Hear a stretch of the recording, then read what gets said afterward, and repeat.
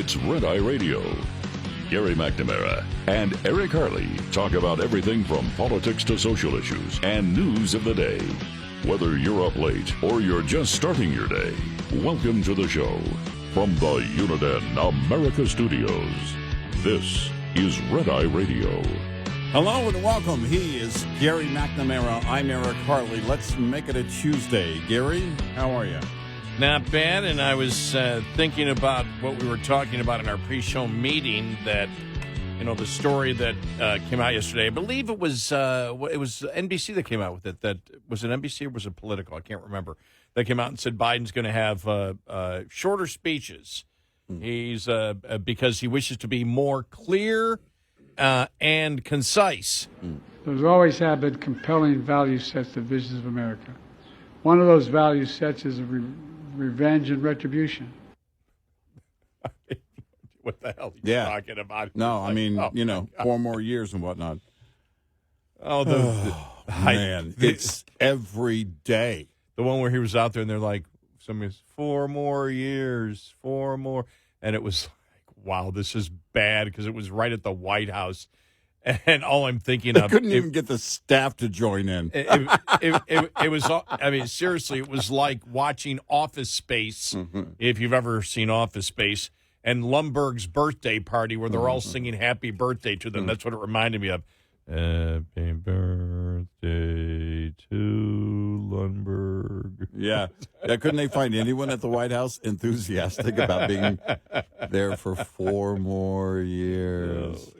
4 more years. 4. Does that include us? Can we quit? 4 more years. 4 more years. Yay.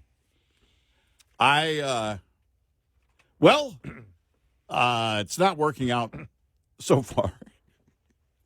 But if by shorten they mean eliminate them altogether, that might be a good play. There's no way we said it yesterday. It doesn't matter how short you make them. He's going to ramble, and you're not going to stop that. Yeah, you can't. It's not going to. It's not going to help. I thought yesterday was interesting because in the middle of the day, it was all of a sudden, it was, the headlines all over the place. Hamas agrees to a ceasefire. Yeah. Hamas agrees to a ceasefire. Hamas agrees to a ceasefire. No comment from Israel. Mm-hmm. What about the United States? No comment from the United States. So I go to sleep. I wake up. I can't find it. I couldn't find it anywhere on Fox News. Mm-hmm. Looking at, they might have been broadcasting it, but on the website, nowhere. Mm-hmm. I did end up finding it and found out what happened, that, basically Hamas agreed to a ceasefire with their own rules that nobody agreed to. Right. Well, and it's like, Hamas leadership says they're very close to a deal. I'm like, no, they're not. No, they were never close to a deal. And then it's, you started seeing, the vice president was asked about it, and she said shrimp and grits. Now, to be fair, I saw the video. She said shrimp and grits before the question was even completed. But it was still, it's like she's asked the question. It's like the headline, shrimp and grits. Yeah, it's why like, not? Like that's what she bought at the store. But it's still, when they were asked the question, she just walked in and ignored it. And it was like, well, that's actually a pretty big story. Yeah. But again, she's not allowed to say anything. No. Yeah. She needs prior approval before she says anything. Yeah. So. Yeah, much like Joe Scarborough. If it's not handed to him by his spouse, then he can't say it. Right. Yeah. But I was like, what the heck? And so they've started, even the reports are they've started going into Rafah, however you pronounce it. Mm-hmm. They're going in now. Here's the other thing, too.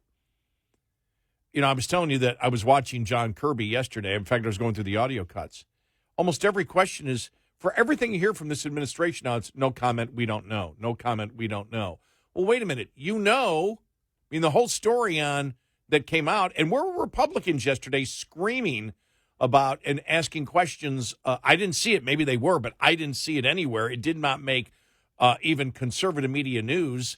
The Republicans out there saying, What's this thing? Is this thing true about you're stopping U.S. weaponry going to Israel? Yeah, that should have been. They should have been The number one hit story. the ground running first thing Monday morning. I don't know why they. I don't know where they were. Sometimes I feel like we're in a different world. What have we said? Yeah. Like we're the only sober ones? Yeah. Everybody else is high? Yeah. Because these stories happen, and then it's like, well, where'd they go? What happened?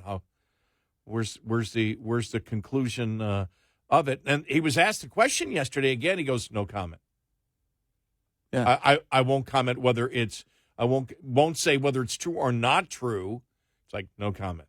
No comment. It's like Right. what? Because if it's false, you have no problem saying, no, that's untrue. Right. That's false. But this is an administration that can never answer. We played enough audio from people in the cabinet, whoever is testifying. Yeah. Nobody can answer a damn question in this administration. Right. Forget about where we know where they stand. They won't defend anything. No, they won't. 4 more years. Well, the only thing they'll defend are things that are false. The economy's doing great. They'll defend their lies. Yeah, they defend. Everything's great. Come on, look. Look around you. It's fine. Everything's fine. Remember when they were on gas prices? Oh, just be glad you're not in Europe. Yes. I mean, seriously, they seriously used that. They moved on from that one when their next response was, well, we're not Europe. Yeah, right. We're talking about here. Well, but Europe's is worse. Yeah, exactly. Well, that's where you want to head. You want to head in that direction with your policy. You're saying Europe is worse. That's why we don't want to go there. Mm-hmm. I mean, come on. You're alive, aren't you? You're breathing. Everything's fine. Oh, I saw this headline here. New York Times New York Times executive editor Joe Kahn said in a new interview that it's not the paper's job to be Biden's campaign arm. Of course it is. Well, it has been until now. Are you saying you're changing direction? Have you changed jobs? Well, that's the first thing I thought of. I thought, well, remember that guy from PBS and or NPR, wasn't it? Was it NPR? Yeah. It was NPR. Yeah. Remember the guy from NPR? Yeah. And how's his job at NPR going now? Well, if the New York Times, if they officially say they're not going to be, and they actually, because what he said was that we won't allow his paper to become an instrument of the Biden campaign simply because his agenda aligns with traditional establishment parties. Tell me what Biden does. Open borders align with traditional establishment parties? Yeah, where? Does destroying the grid align with traditional establishment parties? Is destroying Title IX? Right. So, I mean, the thing is they can't even be in the real world when they're saying, well, okay, we can't continue to do this because this is just it's killing our business supporting somebody like Biden. So we're going to say it's not our paper's job to be Biden's campaign arm. My question is, do they get like a severance from the federal government because they're no longer working for Joe Biden? Maybe so. Maybe they do. Maybe they get government assistance, get their college loans paid or something. I mean, I thought to myself, well, New York Times is going to have a big opening here soon. Because I also in the back of my head, I heard the old newsreel, extra, read all about it. New York Times takes a 180. And it was like, hey, guys and gals, no longer will they hold the water of old Joe. Yeah, you will. Does anybody believe that? Does anybody believe that the New York Times will now be fair? Right. And balanced. They'll be fair and balanced, that they will be critical of Joe Biden. Well, the thing is, even when he says when he talks about the fact that we're not going to carry water for Biden, they make up the propaganda that Biden's policies are within, the normal traditional political party opinions. Right. And they're not. The person who is Trump. We've said this so many times. On the issues, Trump is a moderate. Right. He's right in the center. It's if you wanted to say that about anybody, it would be Trump. Is the traditional narrative of the parties?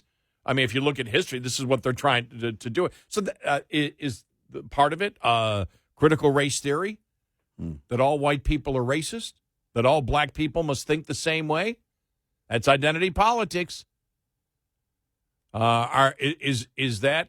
Well, actually, for the Democratic Party, that has been a tradition for the last 35, 40 years. Well, yeah, I'm sorry, I was wrong on that one. Yeah. I completely. That does go back a while. I need another cup of coffee. Is traditional values of the parties that a man is a woman because the man says so? And that a man can compete against women in sports? Is that traditional? So even in their the editor trying to make the claim that, okay, we're going to be fair and balanced, they show they're not fair and balanced. Yeah, they're not. In the statement. Right. Jeez, it's just too, I'm telling you, this is too easy. Somebody on the left challenge me, for God's sakes. Well, and I wonder, who is he appealing to? Because anyone on the right, anyone right of center, knows what the New York Times is. And anyone who gets up every day and reads the New York Times front to back is on the left. So who is it you're trying to appease? Who are you trying to convince? Well, it is. You say that, then you go do the same thing.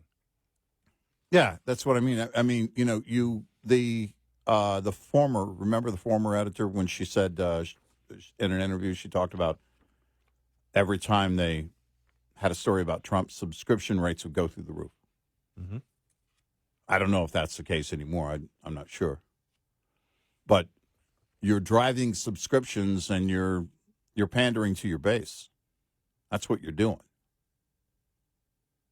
And if they want to, I don't know, if the editor, just wants to pretend they're going to be journalists for a moment, I don't know.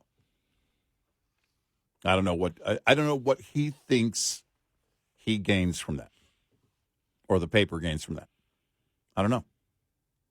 I don't know who you're trying to appeal to, because it's not like everyone's going to go, on the right, we should reconsider the New York Times. That's not going to happen. And the left isn't, in fact, you're more in danger of the left going, hey, why are you guys trying to be all Fox Newsy?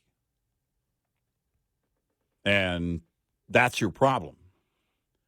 Trying to pretend, that's the, I don't know, is it virtue signaling? This, hey, we're journalists. Probably, yeah. It's the whole word, it's like when the head of ABC News resigned and said, I've had a great career in, news journalism. Yeah, no, you haven't. Like, what the hell are you talking about? You've been working for ABC. You yeah. haven't. Yeah. What are you talking about? Right. That's activism. They're all political activists, yet they wish to pretend. They wish to sell because they know what they are. Yeah. They're not dumb. Right. They know what they are, but they realize they can't sell political activism. Or they can't sell the political activism. And political activism is different. Because we talk about it all the time. We're opinionated. We have everybody knows, you're listening right now, we have our opinion. We're paid to give opinion. Right. Yeah. We're paid to give an opinion. Why we're here, yeah. But we're not paid, well, nobody has ever told us this, but we know it. We're not paid to give a position on something that's untrue. Right. That, to me, would be a waste of time. That's where you get into political activism. I don't know how much money we're talking. That's where you get into propaganda. Well, no. You said it. What was it, $4 million? You were willing to be a consultant for the Democratic Party? $4 million. Oh my gosh, Are that you was up? So 1996. Oh, okay, we're up. No, now I think it's closer to $1 trillion. Yeah. Yeah. The thing is, they're not going to listen to us anyway. Remember when we used to get complaints? We go, here's the advice for the Democratic Party. People would call, don't give them advice. We're like, what? You think they're going to listen? Yeah, like all of a sudden it's going to come out. You know, those guys on Red Eye, they have a point. Right, yeah. I'm sure that's going to happen. Yeah, it's, but this is the it really is the shell game that the left media has been playing for a long, long time. And we've been saying for a long, long time, I don't care that you're on the left. Don't call yourself a journalist. But as you pointed out, you can't sell, hey, we're activists and we're doing this for a cause. Right. You can't sell that to your own side because it doesn't sound noble. And advertisers look at it and go, I'm sorry, what am I buying into here? Now, I think advertisers should know, what they're buying into. They probably do. But it's based on putting their product before the eyes of people, and that's how it works. But the fact of the matter is that when you try and call yourself journalists, and we're not here to be a campaign for or help the campaign of Joe Biden. Yeah, you are. Yeah, you are, and you know it. 866-90 Red Eye. This report is brought to you by Shell Rotella. With advanced synthetic technology, is designed to help keep your rig running with more mileage and less maintenance. When it comes to truck maintenance, sometimes it's the little things that can cause the most trouble, like cabin air filters. When properly serviced, cabin air filters provide a barrier between pollutants and harmful particles outside and your HVAC system. If you don't pay attention to them, however, this small part can turn into big trouble in no time. Breathe easy when you know how often to get your filters replaced. Long-haul drivers should replace their cabin air filters every 50,000 miles, or according to the manufacturer's recommendations. If you operate in dusty environments, consider servicing your cabin air filters more often. We'll be right back with more Red Eye Radio with Eric Harley and Gary McNamara.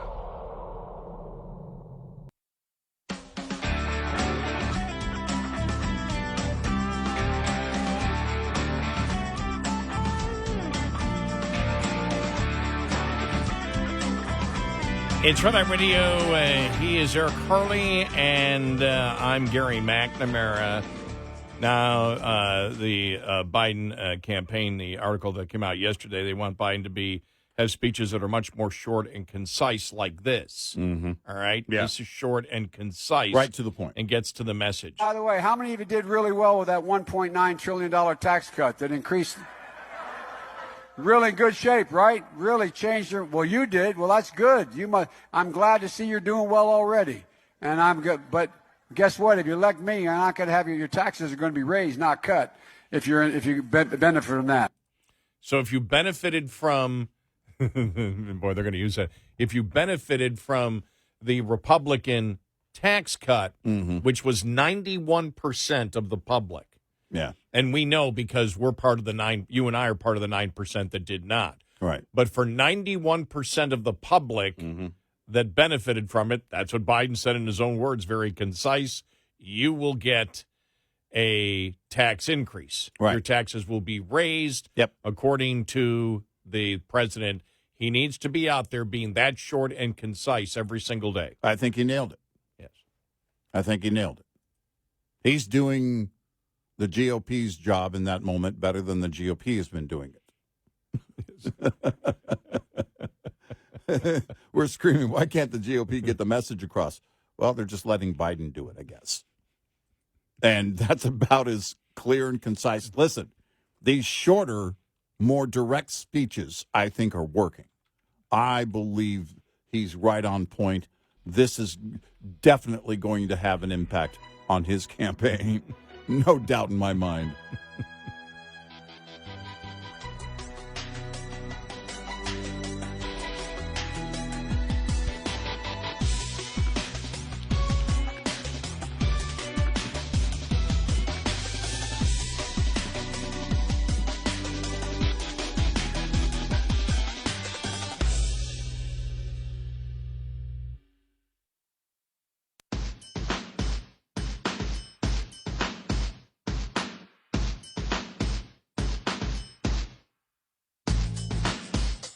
You're listening to Red Eye Radio from the Uniden America Studios.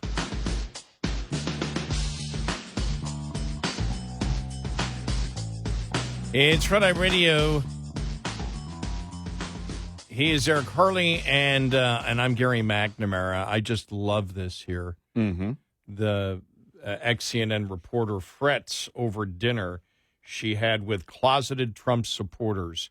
Continues to haunt me, basically how normal they were. A few weeks ago, this is Michelle Kaczynski, former CNN reporter. A few weeks ago, I had dinner with a few couples, friends, all American. All were well-educated and successful in their careers. They seemed great on the surface for like an hour, but slowly, over a few drinks, they began to let slip their true mega natures. One of the couples each attended top Ivy League colleges. But now that it was university time for their kids, they were adamantly not letting them apply to any Ivy League school. And they were weird about explaining why. Though the kids were double legacies.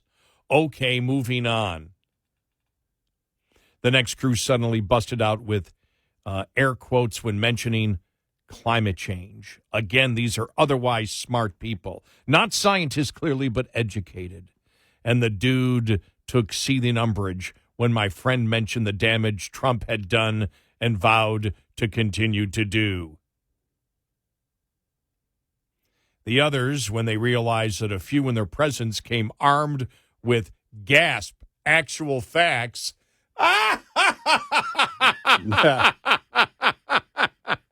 quickly changed the subject and nervously said they don't want to talk politics. They realized they would be eviscerated on all idiotic points, especially on the economy. You notice she gives no specifics at all. As it went on, my friends and I realized we were surrounded by otherwise carefully closeted MAGAs. Carefully closeted. It's funny how the extremists or just wrong beliefs can't help but leak out, even when you least expect them. And from people you least expect, they are out there. I'm waiting for they live. Mm-hmm. This dinner continued to haunt me. You desperately need to engage with people outside your bubble if divergent views haunt you.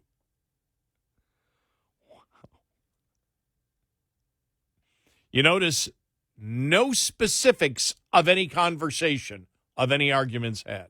No, you write it as if you were in some kind of weird, I don't know, Stepford Wives kind of scenario. No, I like that. I mean, Stepford MAGA. yeah. Under their breath, they would say, "We hate Nancy Pelosi. We hate Nancy Pelosi." What'd you say?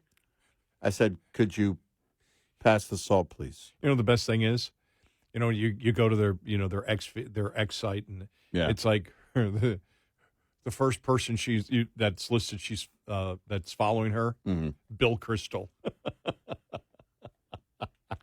Well, if that doesn't get you street cred, I don't know what does. I don't know what street, but some street, Sesame Street, maybe.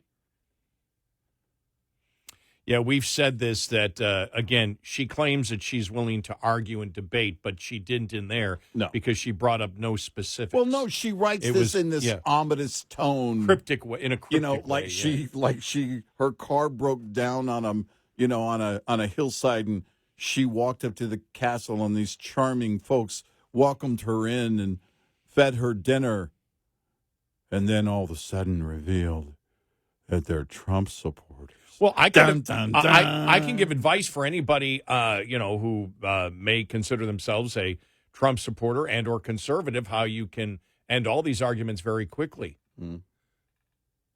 Climate change. Well, how do you know it? Every single catastrophic prediction that has been made by the left hasn't come true. You've got to prove to me. Don't ask for me to prove that climate change isn't happening. You got to prove to me it's happening, and you've got to answer to me why all the predictions, the catastrophic predictions that have come from Al Gore and everybody else, the polar ice cap melts by now, that it would be over by 2013, defend why those things didn't happen. Right. Now let's go on to the fact that you believe I'm a radical. You belong to the party that says a man can be a woman because a man says so. You are the party of misogyny. You are the party of identity politics. You are the party that judges people by groups and not individuals. How do I know? Because you're the Democratic Party that supports critical race theory, that says, and the portion of it that says whites are systemically racist culturally to the point that it's almost in their DNA, so society must be set up. And then if she says, well, I believe that culturally whites are racist. Yes, that's because you are. Because you think that way. Don't you dare bring your bigotry my way. Shall we continue on this? Yeah, we can go all day long Because if you want to get in. If you want to get into the actual issues Right. instead of writing some kind of cryptic piece on how weird your friends are. Michelle, do you really have the guts to debate, or are you just pretending that you wish to debate? Because you can't. You can't debate the liberalism of the Democratic Party today. You can't. You can throw all these little cryptic things like, oh, and they all seem so normal, but then the MAGA By the way, Michelle, why don't you talk to Roy Teixeira, the Democrat? Yeah. Well, you should talk to some Democrats. You should talk to Roy Teixeira. We quote him all the time from the Liberal Patriot, who and what's his name from thehill.com, Douglas Schoen, who came out and said, well, they got to be more, the Democrats need to be more MAGA if they want to win. These are loyal, lifelong Democrats, by the way. Mm-hmm. You need to talk to Barry Weiss. You need to talk to Michael Schellenberger. You need to talk to Jonathan Turley. You need to talk to Matt Taibbi. All loyal Democrats for years that see these incredible, dangerous things going on in the Democratic Party.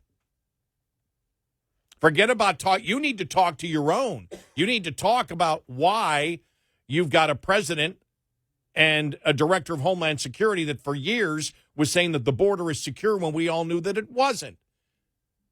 Well, and I don't know what the point of writing about this is. It's some kind of weird virtue signaling, and also, to set this ominous tone. You never know who might support Donald Trump, and she mentions, these extremists and their views eventually leak through. Extremists on what? Yeah. What's the view on they're what extremists issue? of? What did any of them say that you consider to be extreme? Yeah. You're not going to write it? You're just going to say it's extreme without saying what it is. Wow. You work for Alvin Bragg? Just call it extreme, but it doesn't exist.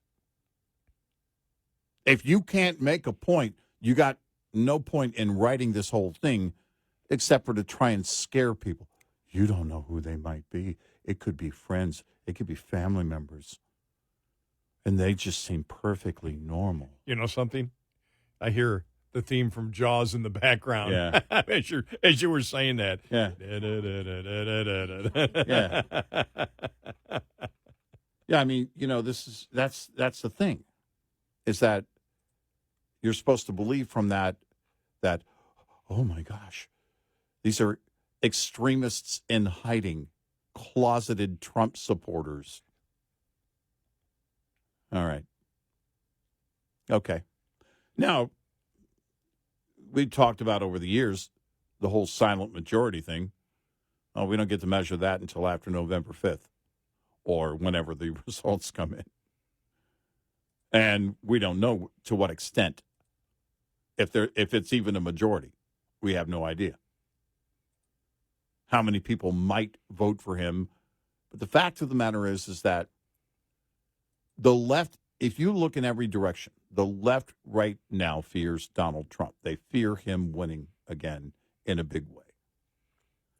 And that's everything. You see this desperation over and over again. You see them saying things like, oh, well, he'll lock you up. He'll just disappear you. He's just going to.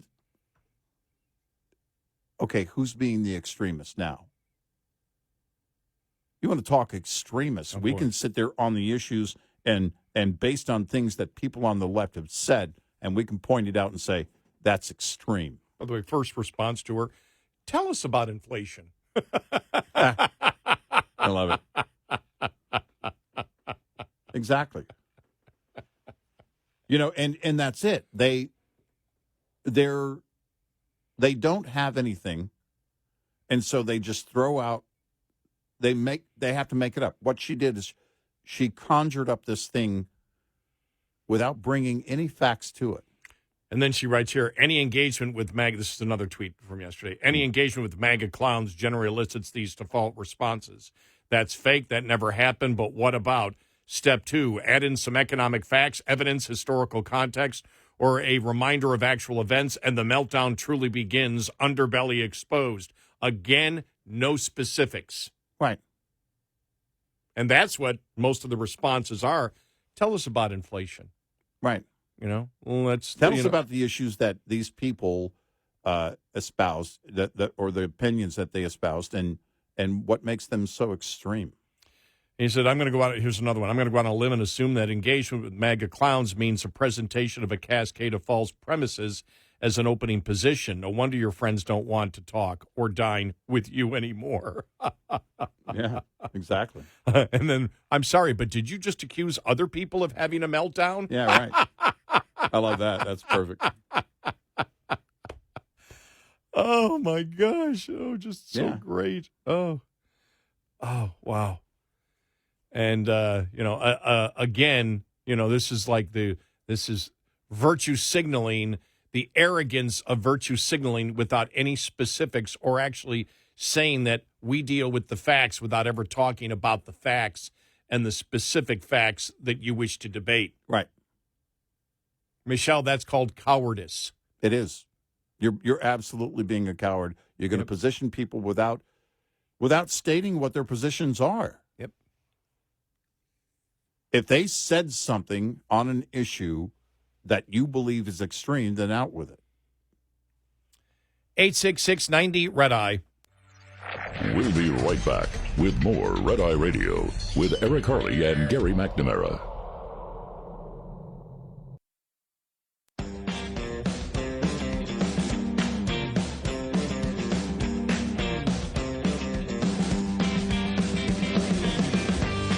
It's Red Eye Radio. He's Eric Harley, and I'm Gary McNamara. It's really interesting that ex-CNN reporter said that, because you and I have been doing this for a long time, and we know that the left will not defend. They won't sit there and actually talk about the border. They won't talk for you. Let's bring up the major topics. They won't sit there. In fact, what they say is, for example, where they claim that they follow science, as we all know, they believe, and this is like almost 100% of the Democrats in Congress believe that a man can be a woman when a man says so. Mm-hmm. And the misogyny that exists, or that we've seen with Riley Gaines and other college swimmers. What we saw, the junior high students. What we just saw in Division III with men winning. This is something that they back. They won't defend it. In fact, if you try to debate it, they'll say to debate it is wrong. It's the Democrats that are saying if you debate these things, then you're transphobic. Yep. What do you mean? Well, because these people may commit suicide if you talk about it. Yeah. Really? That's your defense? So you don't talk about that. The border, they lie about. They won't sit there and talk about the grid and solar and wind. They won't talk about the increase in states that are far ahead in the climate change and the electricity prices. They won't talk about the fact that the United States doing all these things that will destroy our economy will do nothing, even if you believe in climate change, because China's building so many coal plants. They won't talk about any of this stuff. Democrats will not debate on the issues. They'll debate politics, but they won't debate the actual issue. We know because we do this every single day, and we've been monitoring this for the longest time and looking at the debate points that the Democrats bring up. We want the Democrats' talking points. Oh, no doubt. Because they're so poor. Well, and, they won't bring up the fact that this president is helping Iran fund their proxies. Yeah. Tens of billions of dollars a year. He's putting a port in Gaza that was the aid's going directly to the enemy, to Hamas. The botched exit of Afghanistan created a terrorism superstate. We already know that now. That's already become the case, and it's only getting worse, and it's only a matter of time before the enemy reaches out and back onto our soil and attacks us. They won't bring those things. Michelle, up. you don't have the guts to actually talk the specifics of the issues that you claim you believe in. Top of the Hour News is brought to you by House Products. Visit houseproducts.com. This is Red Eye Radio on Westwood One.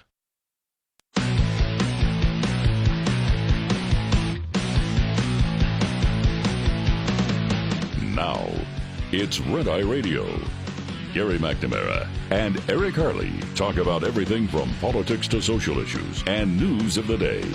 Whether you're up late or you're just starting your day, welcome to the show. From the Uniden America Studios, this is Red Eye Radio. All across America and around the planet, we are Red Eye Radio. He is Eric Harley, and I'm Gary McNamara. All right, I want to play this audio cut. Okay. Guess what this is, okay? We're just All going to right. play a few seconds of it. Guess what this is. All right. Here we go. Ready? Here we go. Okay. Oh, say, can you see by the dawn's early light what so proudly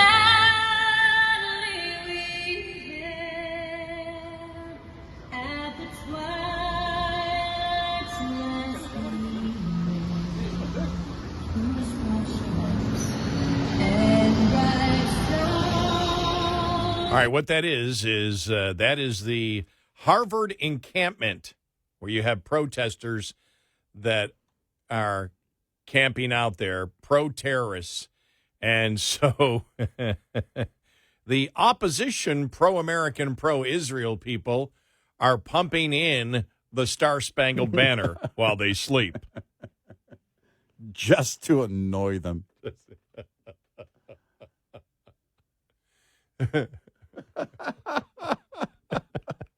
If they played Lee Greenwood, put your gas mask on.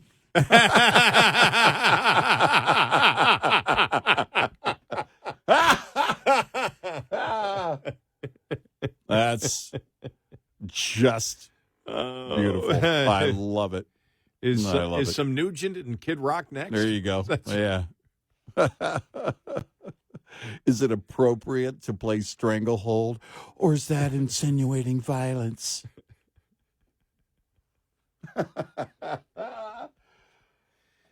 Oh, my gosh. Yeah. So insane. But I love it. I love that we have young people that are willing to defend the flag, to carry the flag, to play the Star-Spangled Banner in the middle of the night. That is beautiful. I love seeing that. That is, you and I look at things and, we're the purveyors of we're doomed. Because we are. But the saving grace is are the young people that are clearly getting a much different education than the other students, which tells you what? That they're not buying into the indoctrination because they've had someone or someone's in their life, most often parents, that bring them up very differently. And I love that fact. I love the fact that not only you and I have known that they exist on these campuses and that, that they're out there, but the fact that they're active. Yeah, we have known, look, we know young people because we were once young. It's been a while. We didn't say recently. Right. We didn't. Though I can hear the audience laughing. We didn't say recently, guys. We were young once. It was once upon a time. Hey, I can't tell you how many times people look at me and say, you're just like a child. So, yeah, exactly. Or my former stalker, who became my realtor, who became a minister. Yeah. Yes. All right. She said to me one time, this goes back about 20 years ago when I was still, I was still playing basketball and hockey and everything else. And she said, I'm not saying that this is an insult, but you live the life of a child. I went, what do you? Well, yeah, maybe it was like 15 years ago because I was doing the show at the time. Right. So maybe it was Yeah, 15, right. 16, 17 years ago, she said. All right. She goes, you get up in the morning, you sleep, you get up in the morning, and you go play sports. You go outside and you play sports. You either go to your hockey skating, or you play basketball. Right. And then you come back and you do your homework. And then you eat, you go to sleep, you go to work, which is like going to school. You shoot off your mouth, you get in trouble, you come back home, you go to sleep, you wake up, and you play sports again. She goes, you're eternally a 14-year-old boy. Well, I can't really argue with the points you've made there. It's been a minute since I went out to a basketball court, but what you just described, I'm thinking to myself, man, I really feel sorry for my wife.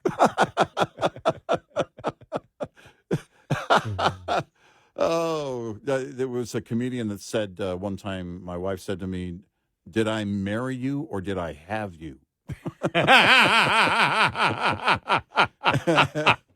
Oh, my gosh. Oh, that is a great line. Yeah. And that just kind of crossed my brain. I was like, oh, my gosh. She's just been taking care of another child all this time. All right, all of our women listeners, if you use that in the next couple of days, you have to give Eric credit for that. Well, I have to remember the, I think it was Nate Bargatze. I'm almost positive it was Nate Bargatze. That's a Nate Bargatze line. So give our friend Nate all the credit there. Yeah. It is a. We don't want to be accused of plagiarizing. No. I don't like. No, I would never want to steal a comedian's jokes. No, they deserve all the credit for those. We want to get respect because at times we've got no respect. I'll tell you. I tell you, my ancestors got no respect. My great-grandfather, he fought in the Civil War. He fought for the West. I tell you, no respect. That is, by the way, my favorite Rodney Dangerfield line of all time. Well, I've got a line from, I think it's from Stephen Wright, or I had a dream that Stephen Wright told the joke.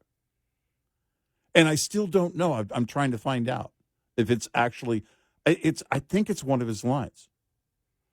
And I think it was like in the back of my brain from years ago. I've been watching, you and I probably been watching Stephen Wright, 40 years or something, Yeah. And as the pilot, and I'm married the next murder. I mean, he's the perfect casting there. But the line was again Stephen Wright, and I'm going to do a bad Stephen Wright impression. I told my dog to heel, and the next day he cured cancer.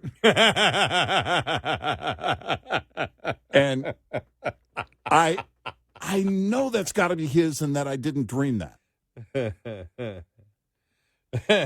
I know I saw him. I'm positive he told that joke somewhere. If he didn't, he can have it. My favorite Carlin was when he was a sports guy. Good afternoon, sports fans. Biff Barf on the Biff Barf Sports Spot Spotlight, biffing up all the details and barfing them right back at you. Got a partial score here, Philadelphia 6. And by the way, it has to be done at that pace. Yes, it has does. to be delivered at that pace. It has to be done at that pace. Yes. I watched him. And his voice was higher. It was like, good afternoon, sports fans. Biff Barf on the Biff Barf Sports Spot Spotlight, biffing up all the details and barfing them right back at you. Got a partial score here, Philadelphia 6. Right. It's just I love that, and because he used to be so rapid fire on stage, no prompter, nothing, and when you watch the clips, he didn't skip, he didn't flinch, his delivery, Carlin's delivery, just boom, boom, boom, boom, boom, boom, boom, no stammering, nothing. He boom, just belted it out, and that's not easy to do. One of the funniest moments for me was when I read this goes back maybe 12, 13, 14 years ago. It was a couple of years after he died when his biography came out, I think, after his death. Yeah. And I was, of course, I've read a lot of, books on comedians, their biographies, and he worked in, Dallas Fort Worth radio. Right. Yeah. He worked a friend there. of mine hired him in Fort Worth. Yeah. And a friend of mine's father, I'm sorry. But when he started talking about, kids today, the pampered lives that they live, and he goes, I grew up in New York City. He goes, we'd ride our bikes in between traffic, and we survived. And he goes, everybody survived. That made us tougher. I'm reading this, and I'm on a plane, and I'm laughing. I had to put the book down. Guy next to me kept looking at me like, what are you laughing about in the book? And I just turned to him. I said, I'm reading George Carlin's biography. And he goes, oh, okay, I get it. Yeah. He understood immediately. It's like, right. Okay. But it was just, good comedians are, did you see Seinfeld on with Bill Maher? I haven't watched it yet. It did come up in my queue, but I haven't watched it yet. I haven't watched it yet either. I've read some of the quotes, Bill Maher talking about the fact that, he's not going to freak out if Trump wins. If the world's going to end, the world's going to end. But, everything's still fine. Yeah, we may, something? There may be climate change, but it was a beautiful day today. And, the world may end, but it's not going to end today. And it's going to end tomorrow. And it's not going to end, next week. I'm really interested to see how Seinfeld responded to that, because you really never get him to talk politics. And when he talked about the wokeness of the left last week, that was like, no, whoa. that was, I almost, when I saw that headline last week, I almost thought someone's adding words to what he said, because he's never really come that far.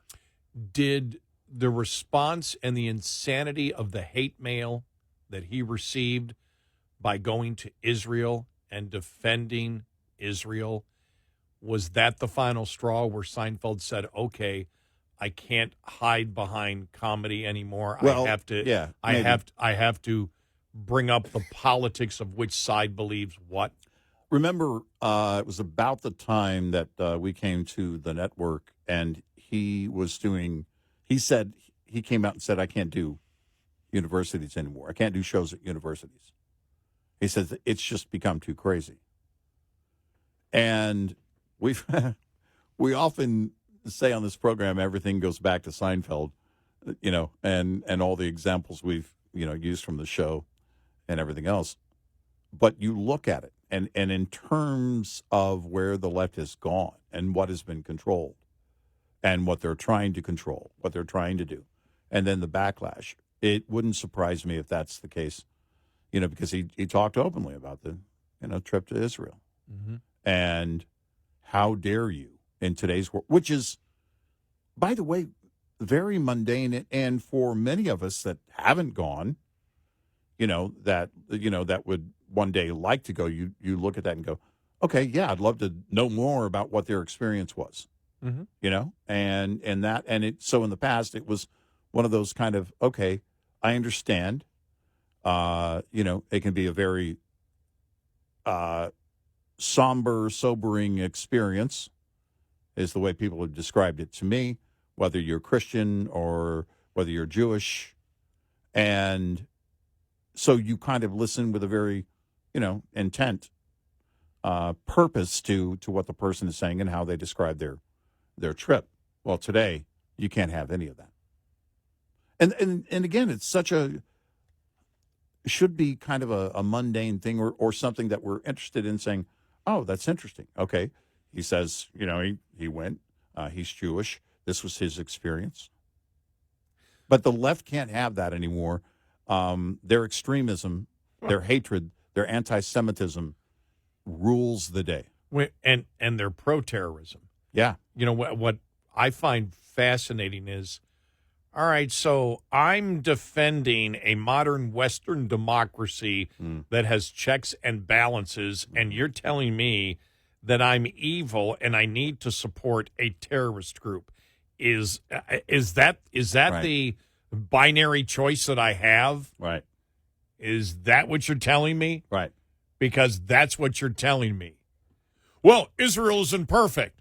Oh, so we're now going from the perfect standard, are we? Right.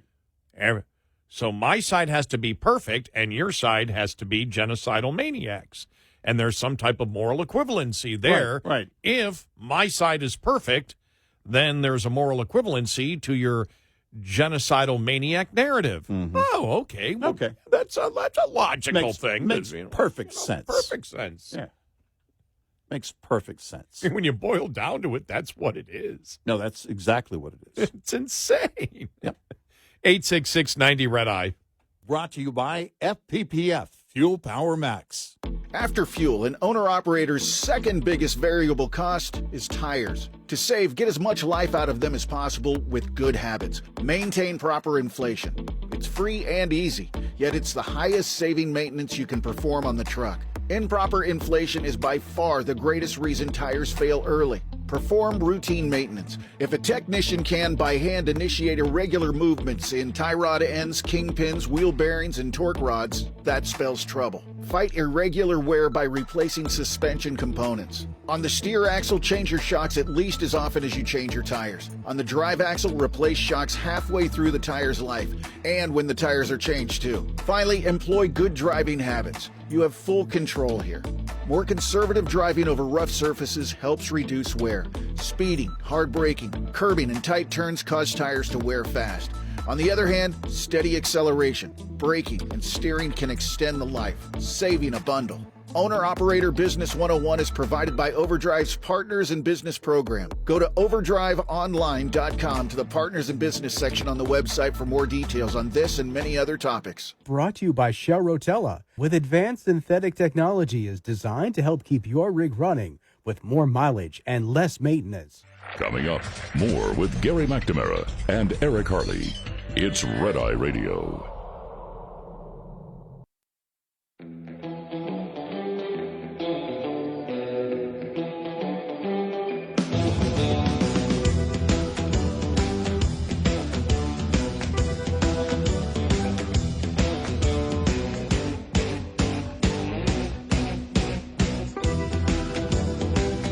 It's Red Eye Radio. He's Eric Harley, and I'm Gary McNamara. See Andrew McCarthy yesterday on Fox News say that Trump should just bring $10,000 every week to the trial. Yeah. And he goes, and just continue doing it. And Right. when you look at what the judge fined him for and basically held him in contempt of court for violating the gag order, that was such a generic statement that he made. He wasn't going after a witness. He simply said, this is a blue city. Right. Because this went back to April 22nd. Mm-hmm. I can't get a fair trial because this is a blue city. Right. You can't say that. And it's funny how this is expanding when people actually find out what's going on here with the totally unconstitutional gag order. First off, you can't say anything about the witnesses. Well, the witnesses are saying stuff about you. Right. Here's the point. It's almost as if this is a trial where there isn't a presumption of innocence for the defendant, but a presumption of protection and credibility for the witnesses in a trial where nobody has yet identified a crime. Am I wrong on that? I mean, no. I mean, both with this case and the civil case against Trump, it was the presumption of guilt. I mean, it was, all right, he's guilty. Remember in the other case, the judge coming out, he's guilty, and we'll just tell you how guilty he is later. And now this judge, in this case, in the Bragg case, going after him over and over again, the judge is just trying to have his 15 minutes. He's trying to capitalize on this, on this threat of jail time. How far you want to take this? And I have to wonder the play by Trump's attorneys. Do they look at this and say, look, if he puts you in jail, we may have a number of options here. I don't know how that works on contempt. I have no idea. But he's not going to back down. I agree with the question that Andrew McCarthy also asked yesterday. Will the judge make jail time home confinement? Yeah, well, all right. It would still be it would still be the same thing for his base. Right. I don't think there's the imagery though of actually going to jail. Yeah, right. Has to be explained by the media. Right.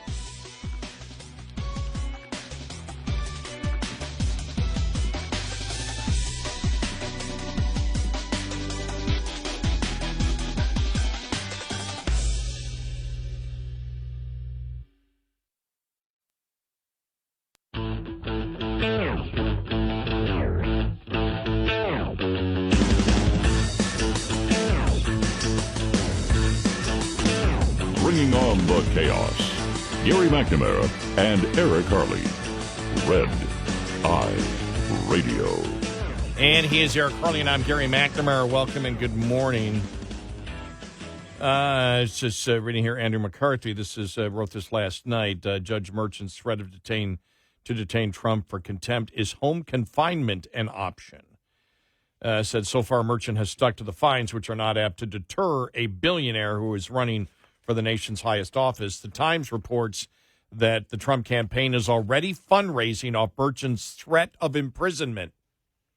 That underscores the power of the issue. First, detention would generate resentment among not only Trump supporters, but others who may be indifferent or worse to Trump, but are agitated by the Democrats' use of the legal system to punish their principled political adversary.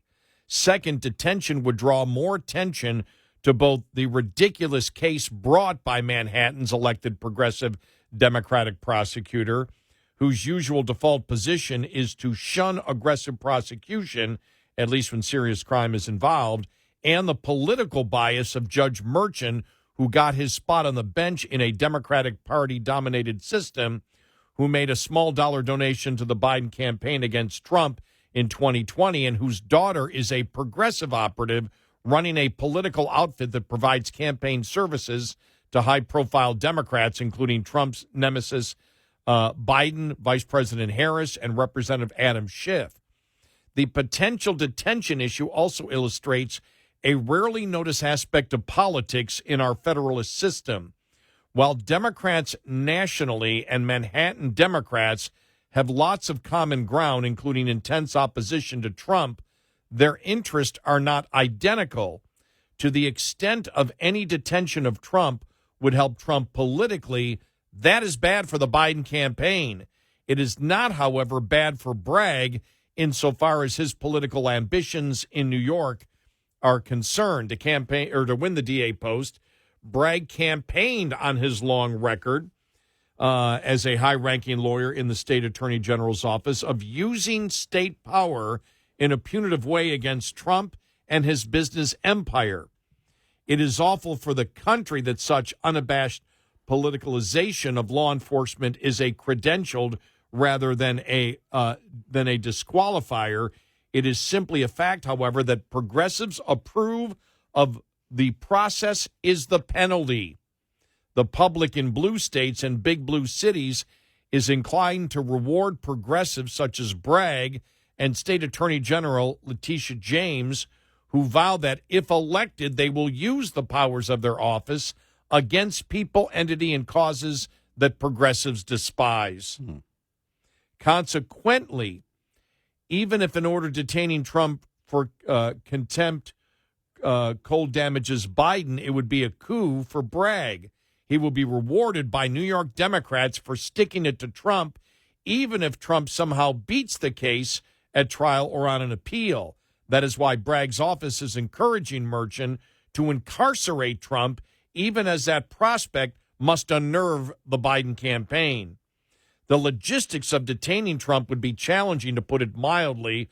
Undoubtedly, there are conversations ongoing regarding that contingency among the Secret Service, the NYPD, the DA's office, and potentially the state's correction department. Normally, a defendant who has not been convicted and sentenced would be detained during trial at either the Manhattan Detention Complex, known as the Tombs, near the courthouse, or at even more infamous Rikers Island. It is hard to imagine either of those facilities as an option for detaining Trump, who presents extraordinary security issues. The former president would have to have round-the-clock Secret Service protection while in custody. So I have to think the Secret Service and the city are thinking about other NYPD and DA-controlled holding facilities that could be hardened for security purposes. It seems to me that another possibility would be home confinement. Obviously, a person could be ordered detained at worse places than a luxury duplex in Trump Tower. Such an arrangement might alleviate some of the explosive political fallout from incarcerating a former president who just happens to be the de facto 2024 Republican nominee for the presidency. On the other hand, home detention would only highlight that an objective of the Democrats' lawfare strategy is to prevent Trump from campaigning. The purpose of detaining Trump would be to bend his will so that he complies with the gag order. Home confinement would accomplish that purpose only if its duration is long enough to prevent Trump from campaigning on Wednesdays, weekends, and other times when the trial is not in session. Yet a punitive measure overtly designed to hurt Trump by obstructing his 2024 campaign would simply underscore that the Democrats' motive for prosecuting Trump is political. That might not be so if the case on trial involved a serious criminal allegation bolstered by strong evidence, but needless to say, Bragg's is not such a case. Trump was angry when he made remarks after today's court session. I don't think it was an act, certainly not solely an act. He spoke after a tedious day of testimony from just two business records witnesses affiliated with the Trump organization. It would not surprise me if Bragg bumped those witnesses up after Trump lawyers reminded the jury at the close of last Friday's session that although the trial has been ongoing for 2 weeks, there has still been no evidence of business records falsification. To be sure, Trump's lawyers are contributing to that snail's pace in many, if not most, criminal cases when there is doubt that the records in question are authentic business records relevant to the offensive charges. The defense stipulates to their admissibility, so it takes just a few minutes rather than an 8-hour day to get them before the jury. But that said, prosecutors are plodding along, and today they further dragged out the proceedings by not having another witness present and ready to go when today's second witness finished testifying in the late afternoon. At that point, not only did trial end early for the day, wasting over a half hour, Bragg's prosecutors then proceeded to inform Merchant that they estimate up to 3 more weeks may be needed to complete their case. Trump was not a happy camper when he entered the courtroom and entered the pen set up for him to address the media, which he habitually does before and after the day's court session. He inveighed against what he frames as a Democrat scheme to keep him chained to a courtroom when he should be out campaigning, and against the resources Bragg has poured into the trifling case against him. When uptown, Hamas supporters have rioted and occupied Columbia with seemingly impunity, shutting down in-person classes, as we all know. So there you go. Then he ripped Merchant over the gag order and the threat to put him in jail. This was bracing to hear. Up until now, indications were that the former president is so agitated about the possibility of imprisonment that his advisors avoided speaking about it. Today, though, Trump himself not only addressed the possibility head on, but asserted that he'd be content to go to jail if it were necessary to illustrate what he regards as a travesty that is unfolding. He called it a First Amendment issue. Yeah. So, I mean, fascinating, unbelievable to see this happening. I mean, when you actually see him walk out and do it. Here's the thing: if it's home confinement, does this mean he can't speak when he leaves the courtroom? That he's under arrest and a forced gag order? That he can't make a phone call from his? Can he make a phone call and talk to anybody?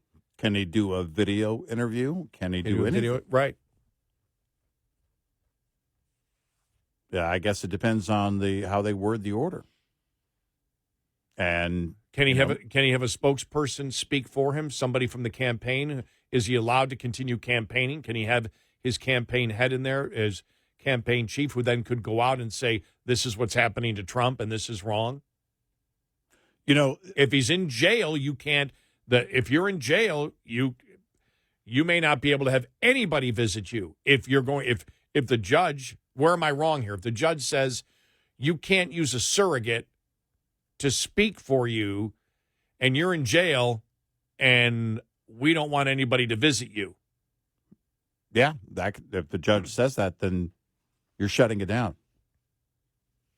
And so if jail is your home, nobody can enter your home except you. This is why I wonder about the play from his lawyers and how they see this potentially if he is jailed and what recourse they may have. Right to the Supreme Court? I would think so. Because if your goal is, if they put him even in home confinement and don't let it do, you want to fast track this as quickly through the federal courts to stop this from happening and say it's unconstitutional, and you could possibly delay the trial because of it. Well, and, are you looking at also election interference by the judge? The judge basically going after him and saying anything that if he even alludes to the trial, you're going to put him in jail and keep him from talking while you're keeping him from campaigning. That's the way it's being taken. And I think his attorneys are looking at it going, let's see if he makes the play. Let's see if the judge will do this. Well, again, what they got him for, what was the generic thing about he can't get a fair trial. Right. Because it's in New York. Right. And the prosecutor has rigged it. The jury is from New York City. They are all loyal Democrats. The judge is a Democrat. The judge has donated to Biden. The judge's daughter is and they're saying you can't say any of this. And he's like, the hell I can't. This is ludicrous that we all see this for what it is, and even those on the left, you know what this is. You know exactly what this is. There's nobody on the left, no one in the left media pointing out where a crime was committed. This entire thing is to keep him from campaigning. Keep him off the campaign trail. When you think about they may need another 3 weeks. It is as close to a banana republic as we've seen. It really is. Because this keeps going, and you're looking constantly saying, how come a higher court can't stop this from happening? Right. We all know there's no crime. The judge won't do his job. Why can't you appeal to a court, to a higher court, that, look, there is no crime here? Right. You know it. We know it. There is no crime. The felonies, they're trying to tie it. He's got no. This is the incredible thing. Bragg is charging Trump with a federal crime. Yeah, without having jurisdiction. He doesn't have jurisdiction. There is no crime under New York to go. This thing should be thrown out immediately. Right.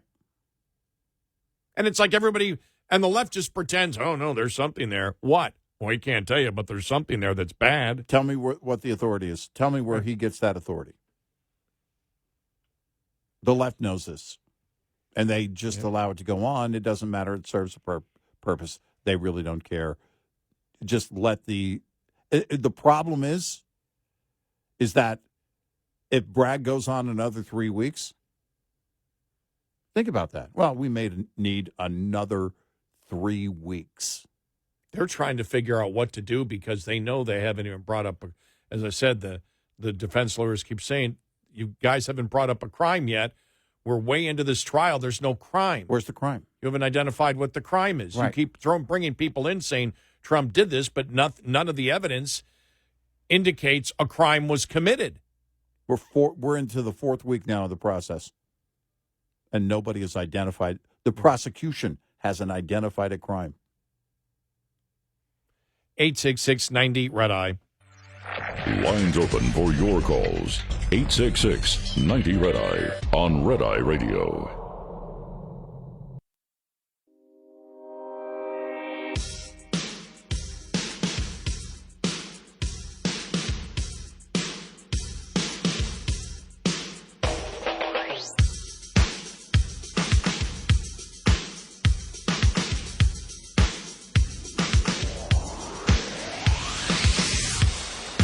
It's Red Eye Radio. He's Eric Harley, and I'm Gary McNamara. Reading here from the Washington Post. Social Security and Medicare finances look grim as overall debt piles up. Oh. And they're talking about the fact that the fascinating thing is it's like we need to do reforming of it, and everybody knows we have to do reforming of it, but neither party can say we need to do reforming of it. They can just watch it as it all goes away. Oh, look at that. But everybody, that's the funniest thing is because they're talking right here that even the Washington Post admitting something's got to be done. Right. You've got to reform Social Security and Medicare, as both parties are saying, we're not going to reform or do anything to Medicare or Social Security except make sure we pay all the benefits. It's like, well, you can't do that. Yeah, with what? But you can't say it because you'll lose voters if you say you're going to reform it in any way. Look, you either have to raise the age, you either have to cut benefits, or you have to raise more revenue. Yeah. That's, one or the other. That's it.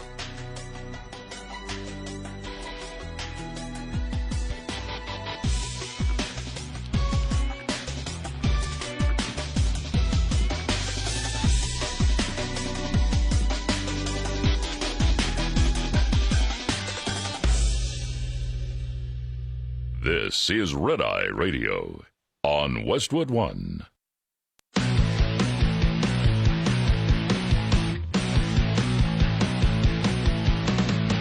Now, it's Red Eye Radio. Gary McNamara and Eric Harley talk about everything from politics to social issues and news of the day. Whether you're up late or you're just starting your day, welcome to the show. From the Uniden America Studios, this is Red Eye Radio. All across the USA and around the planet Earth, we are Red Eye Radio. Good morning. He is Eric Harley, and I'm Gary McNamara. Hello. Well, it took long enough, but finally, it seems, as you were telling me during the top of the hour here, that the former head of Starbucks, right? Right. Former CEO. Howard Schultz. Has now agreed with the exact advice that we gave him years ago. I think it was about 11 or 12 years ago. Was it that long? I think so. And we were at the other building. I remember that. So, yeah. And I forget which issue it was. But he was in the media. And we said, look, here's the thing. You're going to divide your customers on any issue. Don't do that. People are addicted to coffee. Many of them are addicted to your brand of coffee. So if anybody asks you, hey, we sell a great cup of coffee. In fact, we'll make it exactly as you like it, and we'll put your name on the actual cup. Wow, 2015, March 22nd, 2015, so 9 years ago. Was that that was the cup. gun? The gun thing? No, that was the cup thing. Yeah, writing the racial stuff on the cup. Right, and I think that came after came after the gun. The gun thing, and so which is kind of where we started. Yep. And we repeated it with every issue, basically, that came across with Starbucks. And it's very simple. Hey, we sell coffee. We sell great coffee. We think it's the best coffee. A lot of people agree.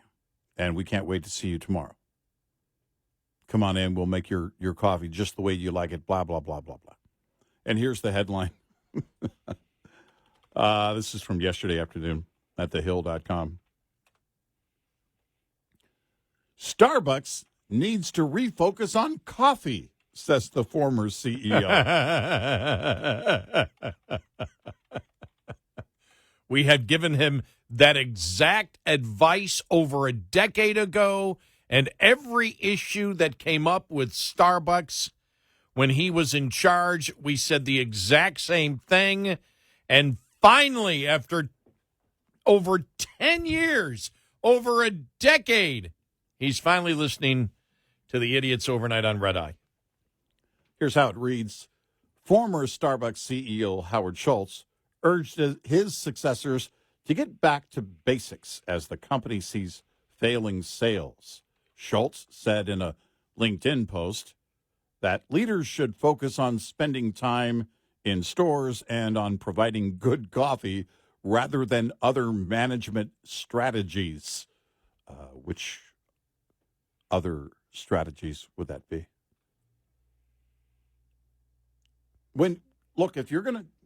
If you want to position yourself and say, hey, we only want this type of person as our customer base, well, good luck with that. But it turns out that people from all walks of life drink coffee. Many people are addicted to it. And they're willing to pay or overpay for your coffee. And you should keep that going. Honestly, what is it that you're doing? If you've opened a company or you decided to take the company down a road, a massive company, you decided to take them down the road of being activists or whatever, making a statement, instead of selling what your product is. What do you think is going to happen? Now, I don't know what inflation hits and people start measuring, the company puts free coffee out, and so maybe I just drink the Starbucks on the weekend or whatever. Maybe I just buy some more pods and make it at the house. Restaurants right now are seeing a pretty significant drop in business. And because people have to make a choice.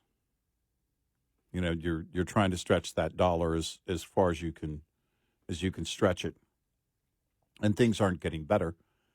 And you do have to, if you're going to be in business right now, if you're a restaurant, you're in business, you have to give people a good reason to pay more than what they would pay at home. It has to be a really good reason. And with coffee, it goes beyond the habit. You know, with coffee, it's something, it's not exclusive to their store. You can get coffee in other places. I mean, you know, McDonald's sells a pretty good cup of coffee, and it's a fraction of the price. Yeah, but you can only get the real bitter stuff at Starbucks. That's true. By the way, I'm not kidding. I mean, their coffee is bitter. Now, the blonde isn't is coffee as bitter. Most blondes aren't bitter, but they are. I like my dates like I like my coffee. Recently burned and very bitter as a result of it.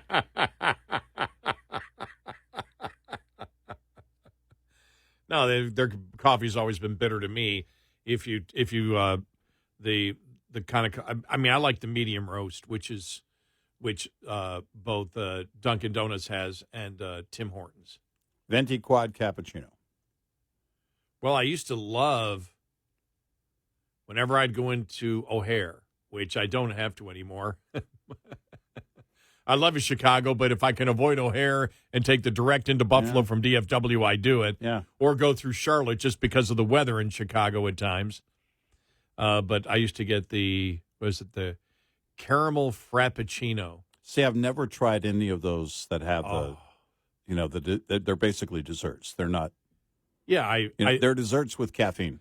I think that's what gave me my type 2 diabetes, was going. Yeah. They had a Cinnabon and a Starbucks and one of those cinnamon pastries and the caramel frappuccino with whipped cream was probably 2,000 calories itself. The big bun. Yeah, it's up there for sure. I remember you go into, what was it? Terminal G, you could smell the coffee and the buns. It was like the cinnamon. It was like, that was my kind of cocaine when I would go to O'Hare. Right. I gotta have it now. Now I have to turn it off. That part of my brain is turned off. I don't pay attention to that anymore. I was tempted a couple of weeks ago to try it. One of those, again, because I love caramel. I love it. But I've never had one of the drinks with all the sweet stuff in it. If I go there and it's maybe a couple of times a month, I have two of them within 2 minutes of the house. There's one between here and the house, and then there's one 3/4 of a mile in the other direction. And so on the weekend, if my wife and I are on the go, I'll drive through and grab a coffee there. If we don't hit McDonald's or somewhere else, and so it was a couple of weeks ago. I was like, I've never tried one of these caramel things with all the,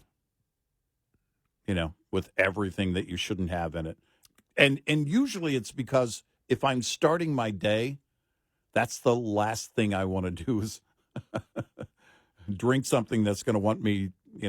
Have me wanting a nap within a couple of hours. Oh yeah, because you'll crash from the sugar. Yeah, if you don't eat a lot of sugar, neither do I. And if I had it, I'd probably be buzzed.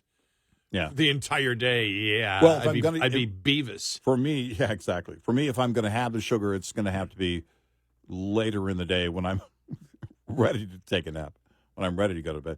But yeah, it's I looked at this headline. I thought, all right, that's.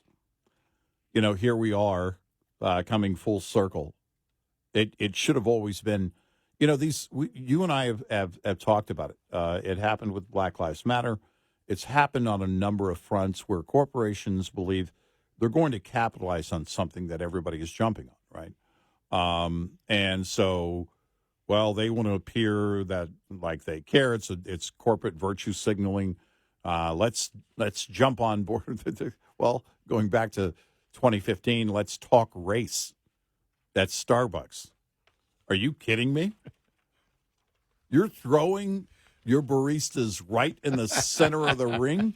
That might have been the dumbest corporate proclamation ever. Well, are you going to, back then, was Schultz going to show up at a store and start debating somebody? No, the baristas You just throw it into let's talk race. Baristas are like, hey, write that on the cup. What? It's your job. What?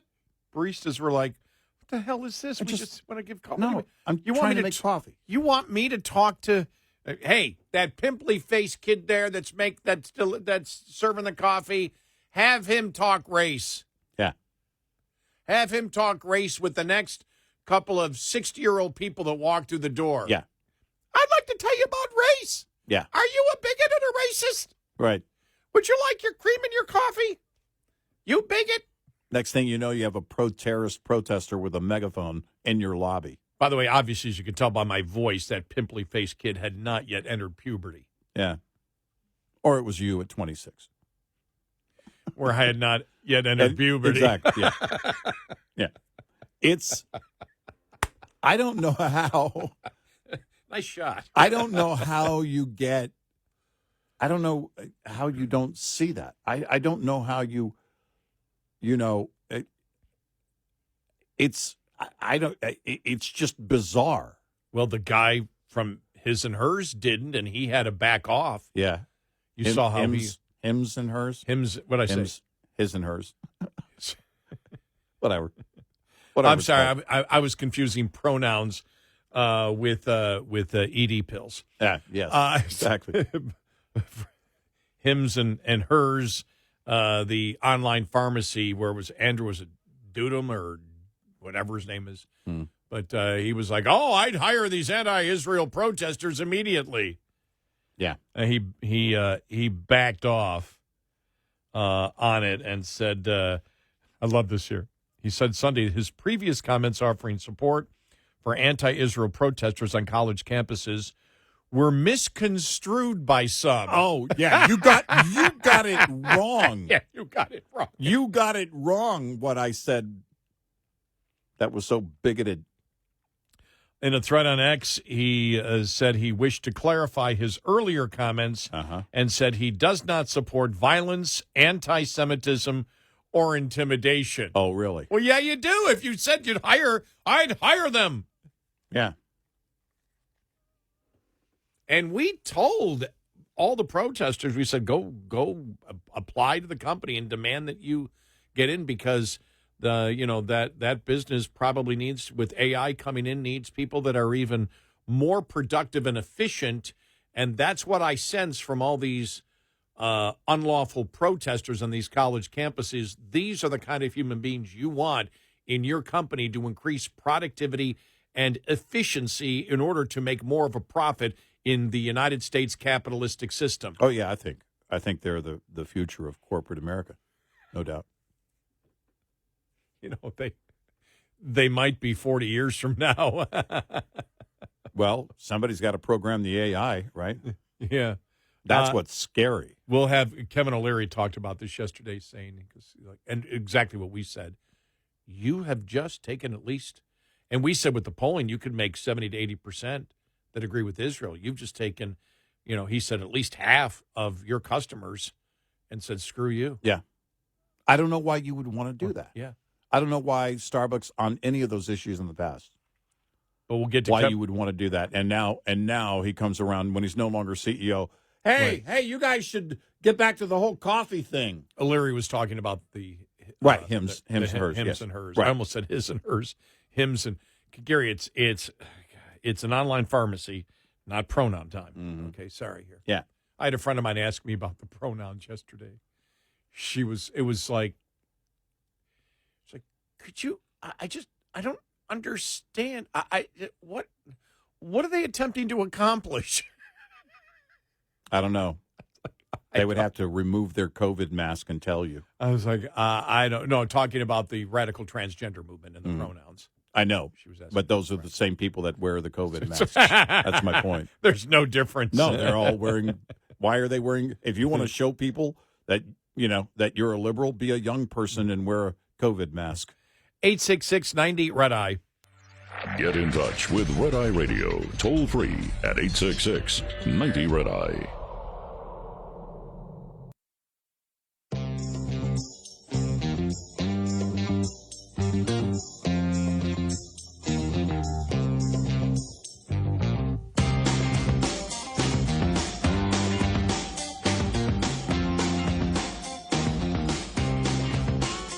It's Red Eye Radio. He's Eric Harley, and I'm Gary McNamara. Well, Eric was telling you about the former CEO of Starbucks, Howard Schultz, had said they need to get back to just making coffee. And we're like, well, you're the one that created the entire debacle. We had warned him over 10 years ago. Your company's about coffee. Don't get into the politics of it. Now, we talk about the online pharmacy, Hims and Hers, erectile dysfunction stuff and bald-headed stuff and all that, stuff that they sell online. And he came out the other day saying, I'd hire any of these anti-Israel protesters. He backed off on it yesterday. On Fox News, Kevin O'Leary from Shark Tank was on, and they asked him the question. And this was, again, at that point, he had already backed off, but they asked him, what would you have done after he made that original statement? So Andrew Dudham of this Hims and Hers company, you say that if you owned or was involved in this company on the board, you would fire him for this. Why? He would have been gone the second after I saw that post, because there's a bias to what he was saying. The whole point of being a CEO, and I think we've learned this already in many ways. Let's go back to Anheuser-Busch and the Bud Light situation. You got to read the room. You have to understand who you serve. When you have a business, you serve your employees, your customers, your shareholders. And your opinion, you're allowed to have one, but it is not the opinion of your company or your employees or your shareholders. And many of your customers, we know we live in a very divided country. 50% of your customers do not agree with you all of the time on every issue. So the key is to shut your mouth and to understand what your role is. Yeah, so you're any so right. CEO in my companies that I have control of, I tell them, you are unbiased. You are nonpartisan. You serve the customer and the employee. And if you fall out of line, I will whack you. It's that simple. 100% gone. Yeah. I think, during Black Lives Matter, we saw all this pressure to release corporate statements and, all of these CEOs releasing their corporate MO on all of these issues. And you're so right. A corporation is in place to employ people and to make money. That is what they exist for. And, I think it can go for university presidents as well, who feel like they're being pressured to take a stand on all these things. But just a few seconds here, but it seems like the protests are working. The White House is getting tougher and tougher on Israel. So what do you say to those protesters who say, look, this is working. I don't really care about my job? No, that's fine. I have no problem with protesting. We've had protests on student campuses forever. The point is, if you break the law, what's different now than versus 10 years ago, we have 4K resolution imagery, even at night, and we have AI technology. You break the law. I don't care what side you're on. Protest for anything you want. You break the law, I'm going to know about it. I'm not going to hire you because you broke the law. I don't want people breaking the law. It's that simple. If you're a CEO of a public company and you start getting involved in partisan issues, you're an idiot. It's that simple. There you go. There you go. Anything that you're going to talk about is going to be related to the customer experience and your product, and that's it.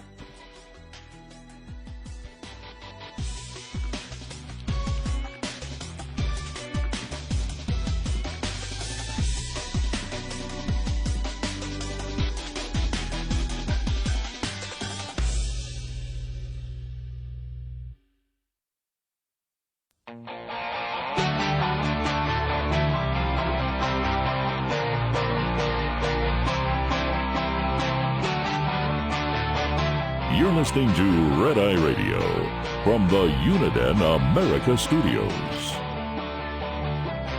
And he is Eric Harley, and I'm Gary McNamara. Welcome and good morning.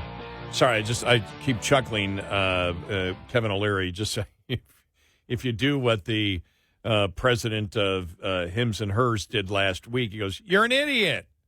I just love that. You're an idiot because your job is to maximize profits for your company, and you never alienate. And as he said it so well, on every issue it's 50-50. So you really stay out of it. You serve, as you said, and this all started with Howard Schultz, formerly the CEO of Starbucks, who finally, after like 12 years, listened to Red Eye and said, well, Starbucks needs to reevaluate and just sell coffee. That's what we told you years ago. It's the first thing I said, and it's exactly what O'Leary said, and we've been saying the same thing for years. You're going to alienate half your base. You're going to alienate half of your employee base. You're going to alienate half of your investor base. When you're a publicly traded company and you're a CEO, you're in charge of customer relations, employee relations, and investor relations, which means you've got to bring all people together for the product to make the company profitable, to make the and this is a long-term approach, and there's no exception to this rule. You can think in your mind, well, I think we should be. You're in business to serve, if you're publicly traded, to serve your customer, to serve your investors. And that's why you're there.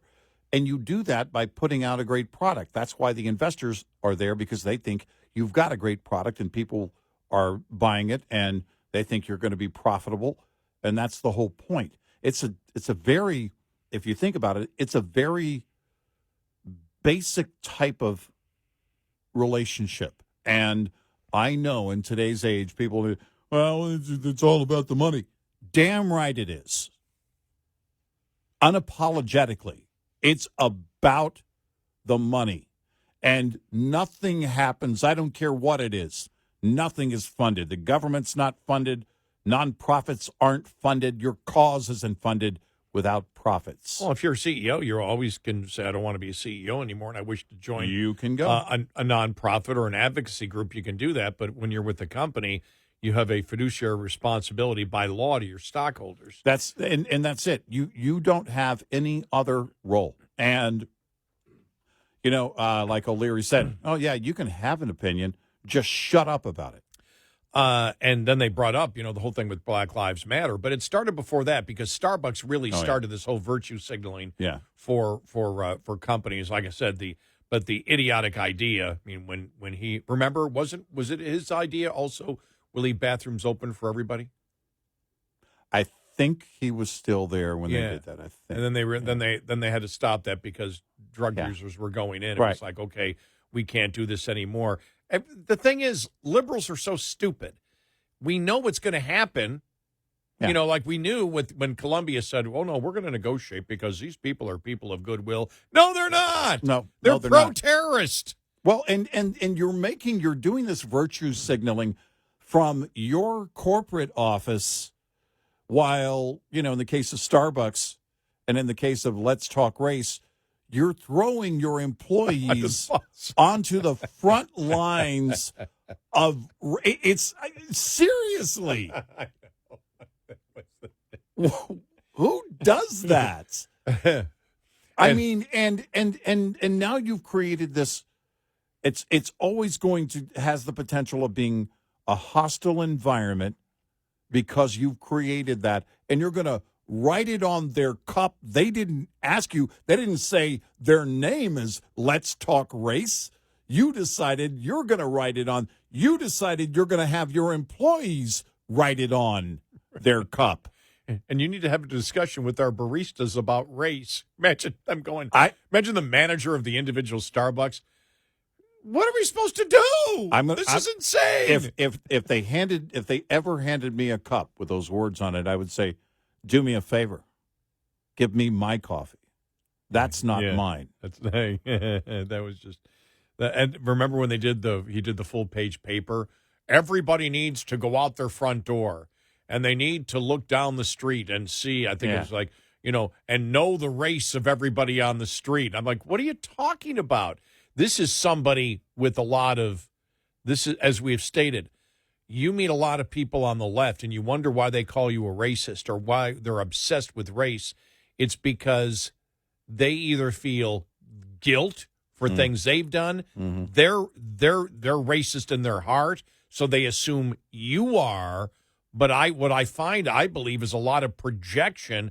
Look, you don't become, for example, the Democratic Party that believes in identity politics, which is you judge people by groups and not individuals, unless part of your education and part of your soul is a racist. Right. Sorry, you don't do it. Normal people, regular people don't do that. We treat people as individuals. We don't judge we don't judge you by a certain group, whether it's your hair color, your skin color, your eye color, your religion.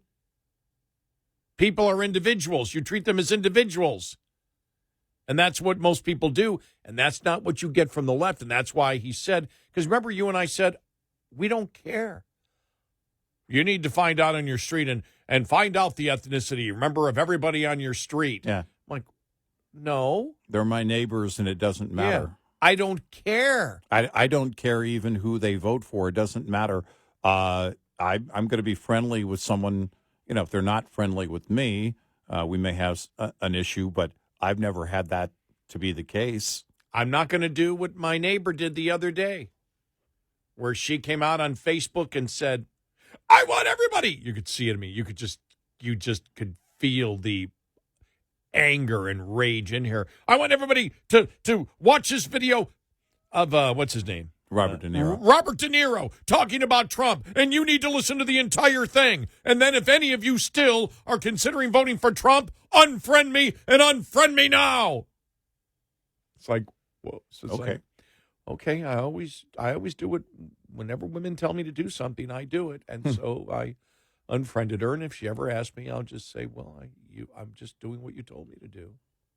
I abided by your wish. Why? Are you going to vote for Trump? Didn't you watch it? Well, I know De Niro's politics very well. Why don't you tell me what you think instead of making your argument by what somebody else thinks?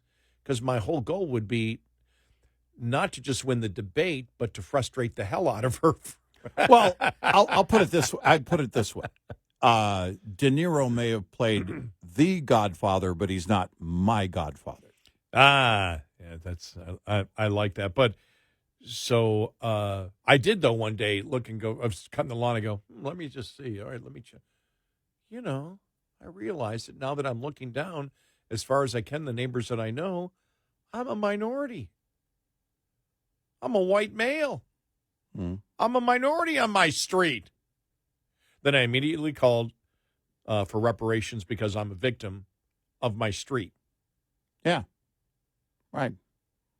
Let me know how that works out. For you. O'Leary, they got into talking about the whole Black Lives Matter thing, but Starbucks really was pushing that. Remember the gun thing, and then they continued to do it, and it was like, why are they doing this? This is insanity. But then you got Black Lives Matter, where everybody bought into the lie. All these corporations, the NBA, the NFL, Major League Sports fell into the lie that police departments are systemically racist to hunt down and kill blacks. It was a complete lie. It's always been a lie. Yet corporations embraced it, then corporations embraced DEI. Yeah. And as we said, well, you embrace DEI and the whole thing of white privilege, you're going to get the daylight suit out of you in federal court because all this stuff is against federal law. And so you've got companies now backing off of DEI. You have Massachusetts Institute of Technology became the first elite institution to scrap diversity, equity, and inclusion statements from its faculty hiring process. On Sunday, the school confirmed that it was removing a requirement that mandated all prospective faculty submit a diversity, equity, and inclusion statement during the hiring process. A university spokesperson told Fox Digital that request for the statement on diversity will no longer be a part of the application for any faculty position at MIT, and added that the decision was made by the school's president with the support of the chancellor and all six academic deans. My goal is to tap into the full scope of human talent to bring the very best to MIT and to make sure that they thrive once here. We can build an inclusive environment in many ways, but compelled statements impinge on freedom of expression, and they don't work. Let's hope. And they're bigoted.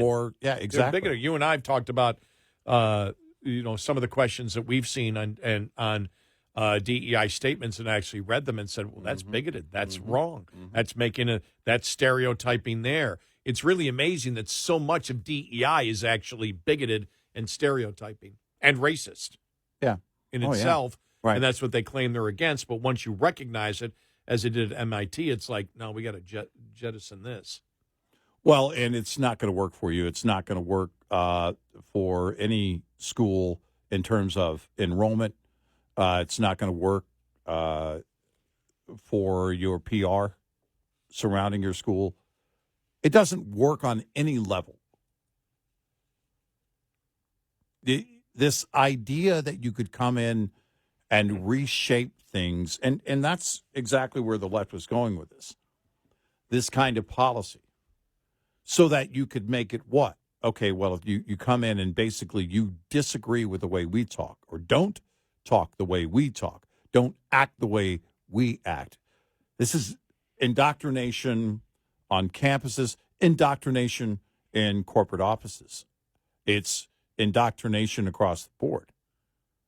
We're just going to set the policy and say, this is it, and if you do something and don't agree, then you're wrong and you're out of line. That's not going to work for you, because if you're a campus, you're going to have people reconsidering whether they want to go to school there. I think there is a huge turn coming, shift coming when it comes to universities and the thought of higher education. It's not education at all. It's higher indoctrination. That's all it is. You're not preparing people to go out into the world. You're preparing them to be radicals at every turn. It's indoctrination. We need more radicals. We need to mobilize them, and that's what we'll do. And this will be our policy. And if you're against our policy, then we'll come at you officially. Well, it's good to see the common sense values and accepting people as individuals, right? And not judging people by groups and not stereotyping and not being racist is now embedded in the fraternity movement on campuses, right? And pro-American. By the way, did you see the one? I forgot, was it UNC or which one it was where they raised the flag? Mm. Oh, it was really emotional when Yeah. they did it. The cheering was, Yeah. It was like, whoa. Yeah, I love it. It was, I love it. It's what, and that's one thing that's got out, the number of young people who reject the bigotry and the racism of the left and the Democratic Party today. Yep. Because it's never been clear. And that's why, again, I don't believe the Republican Party still seems to be on the defensive. And they should be attacking constantly liberalism for their bigotry and racism, and attacking the Democratic Party for making identity politics so acceptable by promoting identity politics, which started by marginalizing conservative blacks and stating that they were Uncle Tom and they weren't truly black, and that still goes on today. You saw when Byron Donald was hit, that was, he was called an Uncle Tom. Whenever we played that audio clip, that was from a professor. Right. Yeah. Right. From a professor who did that just last week. Yeah, these are the people that are indoctrinating in these schools. Yep. 866-90 Red Eye. We'll be right back with more Red Eye Radio with Eric Harley and Gary McNamara.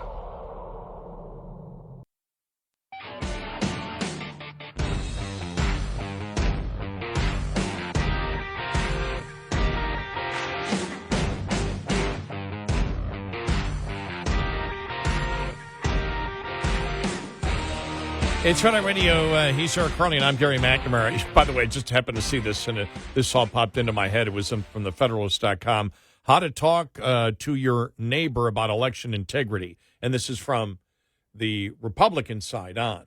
Okay. How do you talk to somebody on the Democrat side and say, look, election integrity is important. And that's an easy one. It came from that meme. You would simply tell them, don't let Donald Trump steal the next election. Yeah. Voter ID and vote in person to ensure that Trump doesn't steal the next election. Right. That's how you do it. Right. Right?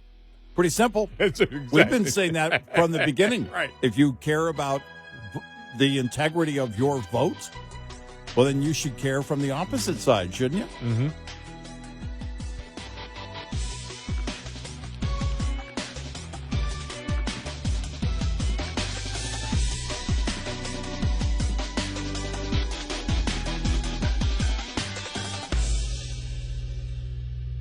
This is Red Eye Radio on Westwood One.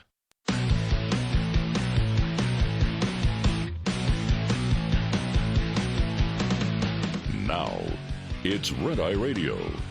Gary McNamara and Eric Harley talk about everything from politics to social issues and news of the day. Whether you're up late or you're just starting your day, welcome to the show. From the Uniden America Studios, this is Red Eye Radio. All across America and around the planet, we are Red Eye Radio. He's Eric Harley, and I'm Gary McNamara. Welcome to the show. Thanks so much for being here this morning.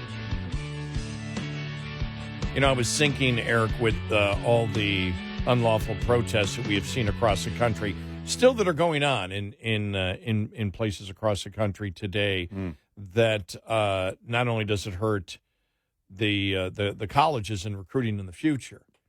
There was a story out there, 13 federal judges say they will no longer hire law clerks from Columbia University, citing the virulent spread of anti-Semitism and explosion of student disruptions. 13 federal judges on Monday said they would no longer use The law clerks from Columbia or Columbia Law School at the university allowed an encampment on its lawn to spiral into a destructive occupation of the campus building.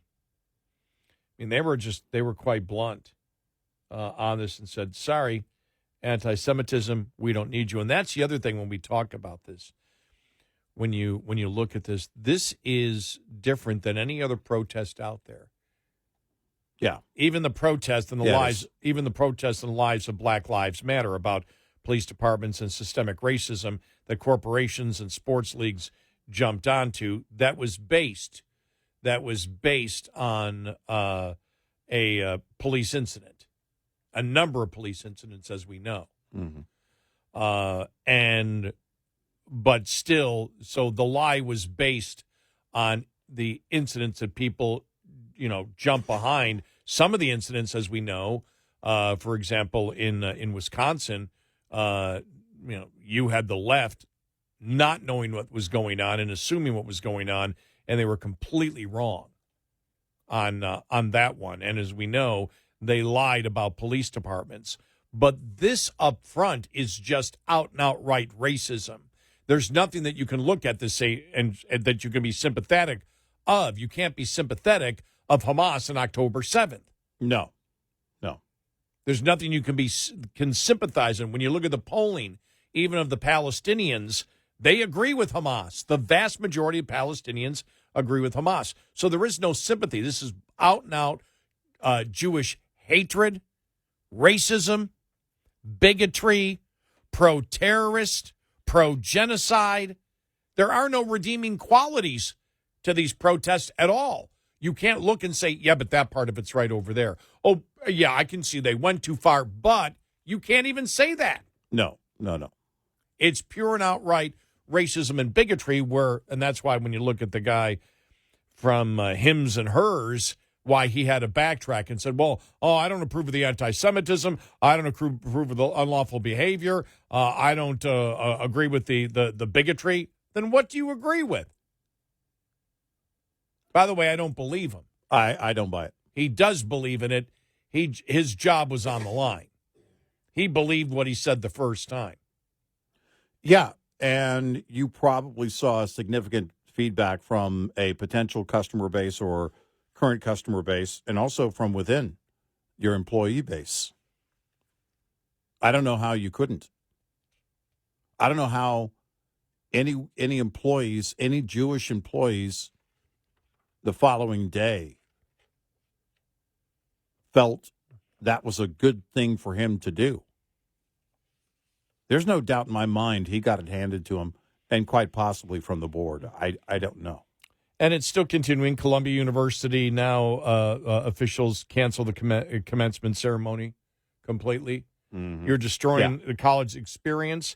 And again, I mean, there is no relation to free speech to trespassing. There is no relation to free speech and shutting down a college campus unlawfully. Mm-hmm. The two don't relate. They keep wanting to relate them, and they keep going back to that. And as we said, that's stupid. To sit there and bring up the whole First Amendment, this isn't First Amendment. None of it's First Amendment. And that's why we made the comparison over the last couple of days that if somebody robs a bank,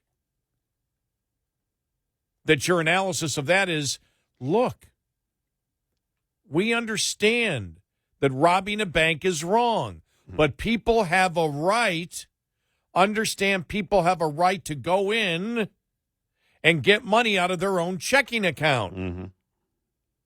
What the hell are you talking about? The two don't relate. Mm-hmm.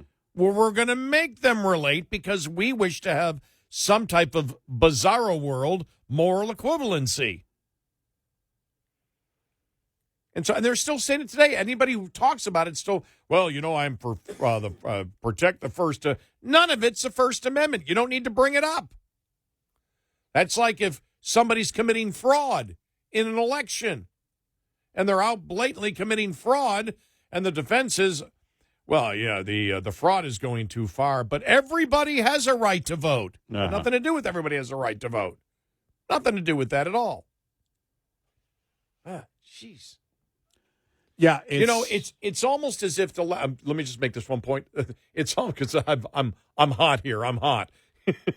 It's almost as if the left would be so absurd to say, well, if somebody illegally uses a gun to kill someone, we need to punish the lawful gun owners. I mean, that would be absurd. Okay, I'm just going to stop talking. Yeah, you should have stopped earlier. It clearly is demonstration that they absolutely cannot debate the issue. Where do you go with something like this? I've said since October 7th. There's no gray area. It's one or the other. It's radical or not, period. Defending radicals makes you a radical. And starting with this, well, free speech, blah, blah, blah. Okay, you're a radical. You don't have to go on. If you're not going to have conviction on this one way or the other, that's where you belong. You're a radical. Making excuses for radicals, giving radicals the room and energy to behave like radicals makes you a radical. And there are no two ways about that. And that's what it's come down to.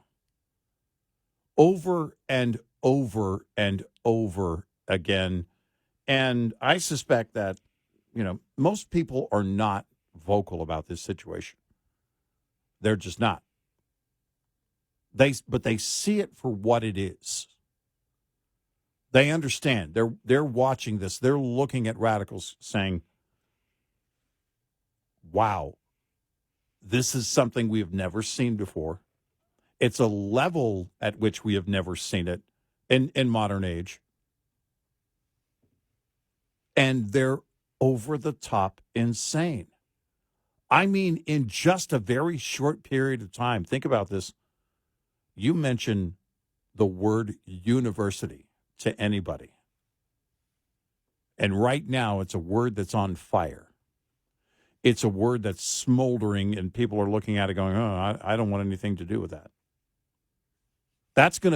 This is going to dramatically, radically change for a long time how people view universities. A lot of us conservatives have known, the radicals have been in charge of universities for a long time. And now we see it. Now we know it. Now the rest of society sees it for what it is. And it's rejected by most of us. That's the good news here. But the radicals aren't going away. No, they're not, but it's good to see, as we said, the college students out there. But you think about what this is going to do already with the lack of college enrollment. We've talked about the number of small schools that have closed. We mentioned yesterday another small private institution closed. They just can't keep up with the inflation and everything else that's going on. You've got more young people now looking at technical colleges, STEM curriculum, things like this, because they're looking to get a job. But this also hurts the Democrats in general, and it hurts Biden. Look, when you have somebody who is as left as Bill Maher.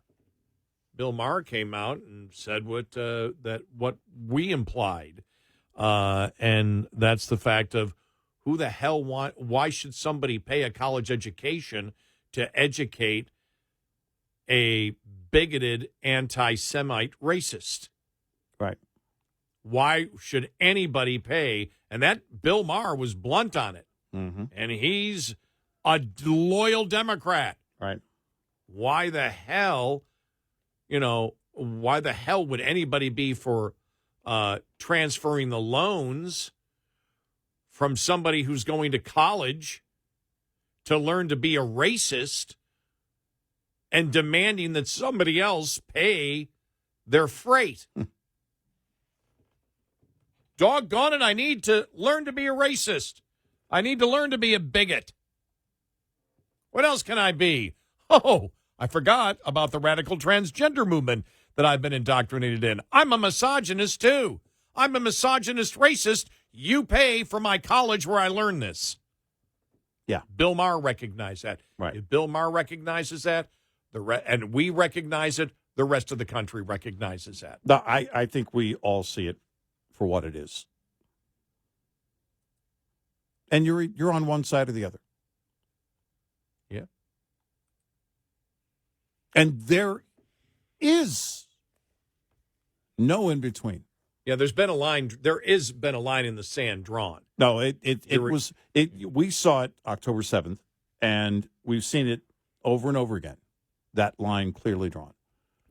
And it really has been, I think, a number of people, I think most people see it and go, well, I'm not on the radical side, so. But others look at it and you see it very clearly. They belong with the radicals. That's where they are. The current president, the same thing. He's not only siding with the radicals, endorsing the radicals, he's funding the actual terrorists. Yeah.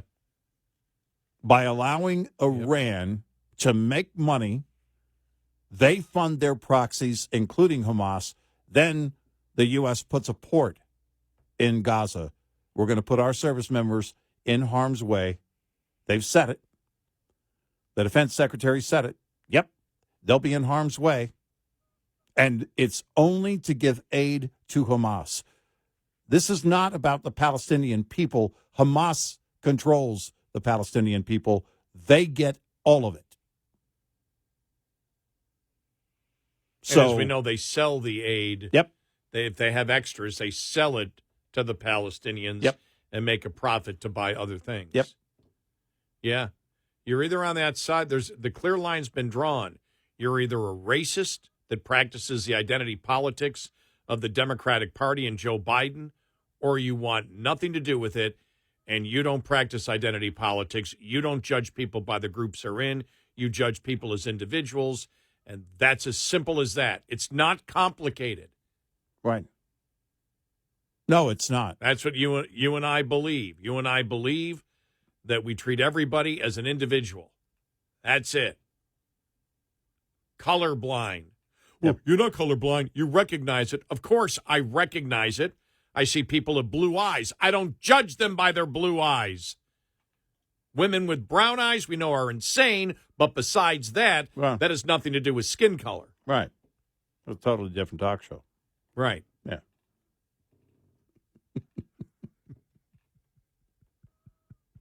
All except Stevie Nicks. And she's a good witch. Well, you may want to ask one particular male member of the band about that. Mm-hmm. Yeah, come on. He's a loser. You're taking her side, huh? Former member of the band. He hasn't been that's with true. the band for a while. You're right. Yeah. That's right.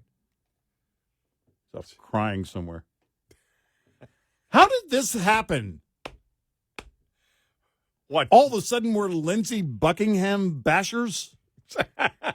How did we get there? I am sorry. How did we get there from where we started? I don't know. I don't know. Oh, it was the brown eye thing. Oh, okay. Yeah. Way to go. Again, you should have stopped earlier. Hey, it's time for a commercial break. You could stop now. It's all my fault. Yeah, why not? 866-90-RED-EYE. Brought to you by Hot Shot Secret. Hi, I'm Jen Loomis, a transport safety expert at J.J. Keller, and I'm here to share a tip on speed and space management. Due to safety concerns, many motor carriers have policies that limit or prohibit the use of cruise control. If your motor carrier does allow you to use cruise control, you should only use it in good driving conditions during daylight hours and on roads that have light traffic, few curves or hills, and a consistent speed limit. Never use cruise control when operating in adverse driving conditions, including wet, icy, or slippery roads, during rush hour in heavy traffic or on congested highways, at night, or when you're tired or fatigued. During all of these driving scenarios, you want to be controlling and adjusting your speed as you drive instead of having to suddenly brake if you encounter an obstacle. In the case of a slippery road surface, you want to be able to slow your vehicle by not accelerating instead of using the brakes whenever possible. This tip was brought to you by J.J. Keller and Associates. Visit us at jjkeller.com. Coming up, more with Gary McNamara and Eric Harley. It's Red Eye Radio.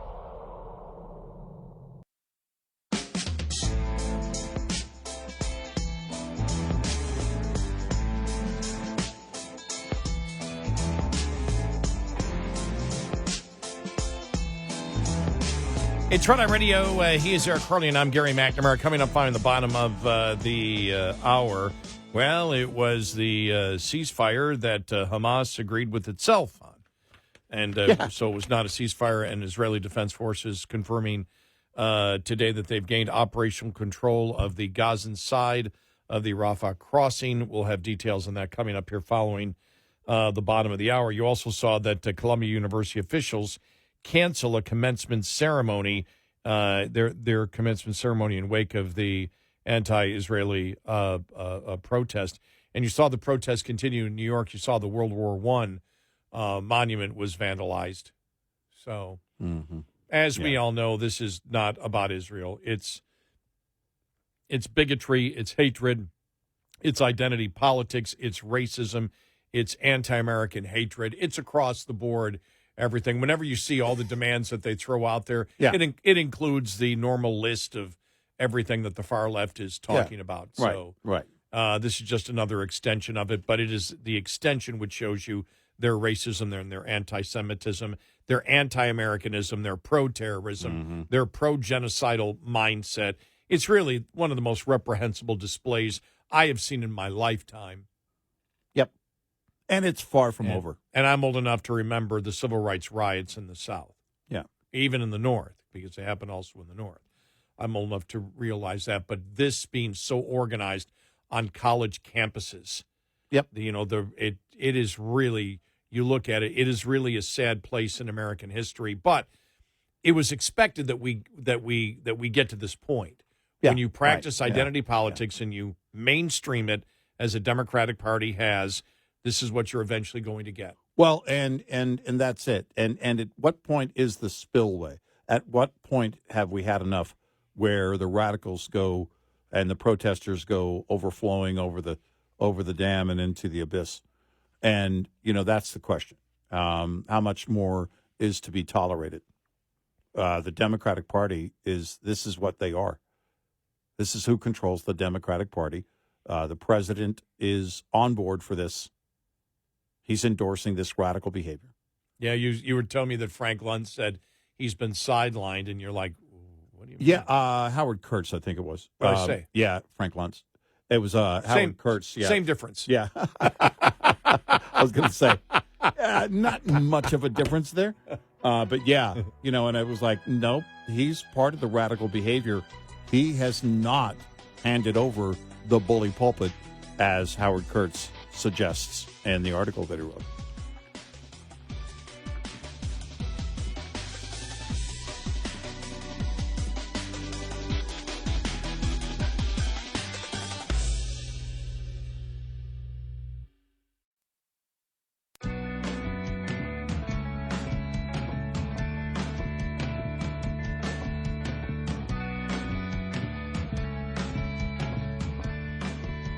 About to trigger somebody right now. Gary McNamara and Eric Harley on Red Eye Radio. It's Red Eye Radio. He is Eric Harley, and I'm Gary McNamara. Welcome and good morning. Oh, I got to play this audio cut. Okay. From the governor of New York. Could you imagine if a Republican said this? Oh, man. If you want to see the difference in our society between a Democrat saying something and a Republican saying something, if a Republican said this. Young black kids growing up in the Bronx who don't even know what the word computer is. Now, what if Donald Trump said that? I'd be all over. Now, the other thing, I want to play more of this audio cut and ask the question, does any Democrat make any type of coherent, complete thought in a sentence or a paragraph? Here it is. Here we go. Young black kids growing up in the Bronx who don't even know what the word computer is. They don't know. They don't know these things. And I want the world open up to all of them because when you have their diverse voices innovating solutions through technology, then you're really addressing society's broader challenges. So remember, I'm analyzing what she is saying. These are not my thoughts. So young black people who don't know what a computer even is, doesn't know what a computer even is the solution that are the people that we need to go to solve the high technical issues that we have today.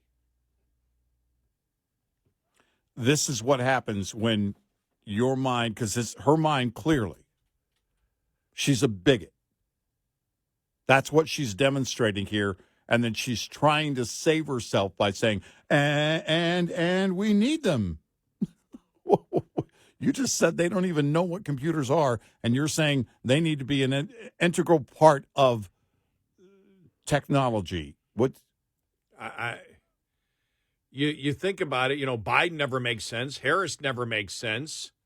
Well, because what you have here... Newsom makes sense, but it's just a lie. Exactly. What you have here is Hochul doing what the left does, and that is create the victim first. They don't even know what a computer is. Really? Really? Really? I think they do. Yeah. And so you create the victim, and then you're going to be the hero by... And we need them to be a part of the technology industry. Or it could be this, something that you said a long time ago. Democrats have never figured out that we live in the computer age. They don't know that the stuff that they said before is on YouTube. So maybe Hochul doesn't know what a computer is. Sounds like it. So she's saying if she doesn't know what a computer is, then, of course, young black kids in the Bronx don't know what the word computer is either. Yeah. It's just, my God. It's just, I mean, seriously. what? And you ask who thinks that way? You could say in poor neighborhoods, they have little access to computers, and most of the access they have is going to be at school. In these schools, we need to focus more on technology so we can prepare them for a world that is going to be driven by technology in the future. People with fewer dollars probably have less access to computers. Right. And less access could mean not that they're on, but, for example, we're on all the time. Now, you could sit there and say, well, you have access if you have a smartphone. Right. And you probably can make the case that whether you're black or white or Hispanic, and if you come from a very poor family, you might not have as much access to a smartphone as other people. Right. But her point was purely racial. No, I mean, it's purely racial. And it wasn't that you don't have access to something. It's that they don't even know what it is. Yeah, you don't even know what the word computer. You're like, I have no idea. Computer. Yeah. We have no idea. In creating the victim, you had to make them look about as ignorant as anyone could look in modern age. Right. Don't tell me those kids don't know what a computer is. Of course they do. Does sound like a white elitist racist, huh? Exactly. We're just throwing out, ideas here, folks. Throwing out ideas. Right. No, I worry about the opposite. I worry about me as an older guy, because like you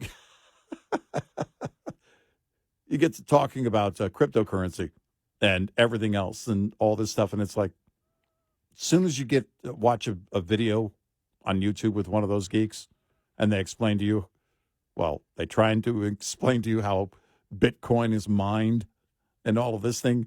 I'm thinking to myself, all right, that's it. I got like 2 or 3 more years, and then I'm going to be completely illiterate. It's going to pass me by so quickly. That's what I worry about. I worry about Governor Abbott in about 10 years going, yeah, Eric, he doesn't even know what a computer is these days. And he might be right. Old white men just don't understand these. Exactly. That's not a computer. What is that? That's projecting onto the side of my house. What is that? We're cavemen, old men. We Exactly. don't understand your fancy ideas. I here. don't know your modern processors and gigabytes. So I mine a bit of a coin, or Yes. what is a coin mining, It's- or is it? Is it a small coin? It's it's so ridiculous when they go out of their way with this virtue signaling. They believe they believe they sound all noble, and then she ends up making it sound like poor black kids are stupid. Wow. But that's the liberal mindset. You got to create a victim. You got to create more of a victim than the victim is a victim. Believe it or not, we've said this a number of times over the years, there are actual victims in the world. But for the left, everybody has to be a victim. And we've got to create a new reason for them to be a victim every single day. And that's what identity politics has been about from day one. Well, the problem is when you asked, you need one of the big shovel machines to mine the Bitcoin. Yeah, right. That was the. How do we go about getting it out of the dirt? Are these doubloons? Do I go into the ocean? First time doubloons hasn't been ever used on this show. Am that I word. going to need a snorkel? Is it like pieces of 8? Are we? Do I need to bite it to make sure it's real Bitcoin? I seriously do worry about that. I'm like, when my dad coming up here in a couple of weeks to turn 91, and he, pays his bills online. He's got a smartphone. He's been paying his bills online for quite some time, and very tech savvy. I'm thinking a lot of that is going to, and it's not. I suspect it's not based on actual demand. You know what I mean? It's based on the geeks that want to run out and, I want to buy that because it's out there. They see something at CES, the Consumer Electronics Show or whatever, and then, oh man, I got to have one of those. The whole wearables thing, the watches. Everybody's wearing one. Yeah, but the number one problem with that is I don't wear a watch. I won't ever get in the habit of wearing a watch. And, the Google glasses, how'd that work out for them? Not very well. But eventually there are things that are going to change about the hardware we use. And that's going to where it starts to outdate, me. It's going to start to accelerate when something does take hold, whatever that new technology is going to be. And I'm going to be, okay, I'm out. Now, I've always thought, though, and I'm like you, since, I know the entire concept of the Bitcoin. It would be interesting, though, to be to be a mathematician, to understand the mining process and the math problems that they use, the very complicated math problems. I often think of, Bitcoin mining is something that, what's his name? On the I forgot the movie. It's a Beautiful Mind. Well, okay, it's a beautiful mind, or the kid, a beautiful mind. The one with Robin Williams, where the kid is a genius and everything else on the math problems. Oh yeah. With Good Will Hunting. Good Will Hunting. Yeah. That Will Hunting would not be working for the Pentagon, but he'd be making the complicated math problems you need in order to verify the transactions of Bitcoin, so you can get the predetermined amount in your account. Well, see, that would be my challenge to all these Bitcoin miners, by the way, which is, they say is so energy consuming. It's just, it just really, really, really takes a lot of energy for those computers to work on that. And in the back of my old man mind, I'm like, yeah, how about you figure out that problem by hand with a pencil and paper? Go ahead. Try that. I know that's not how it works, but still my old man mind wants to do that. Yeah, that's, I love technology because I love the innovation. I love the expansion of wealth that comes from it. I love the expansion of learning and knowledge that comes from it. It's been, I think, my gosh, look at where we are, where we've come since, the smartphone, the modern smartphone. I know the geeks are going to correct me. Actually, IBM had the first smartphone in 1994. It's true. The modern user-friendly smartphone that people actually wanted to buy. There's the qualifier. Which started with what, the S23? Right. I'm sorry, iPhone. Still questions out there. Yeah. No, it's and that's it. You look at that and how far we've come and think about life now without a smartphone. Because it used to be, I remember with a flip phone and then texting came about and it's like, why would I take 10 minutes to type a few words? I'll just call them and tell them I'm on my way. And then now texting is so much better than a phone call. A phone call, ew.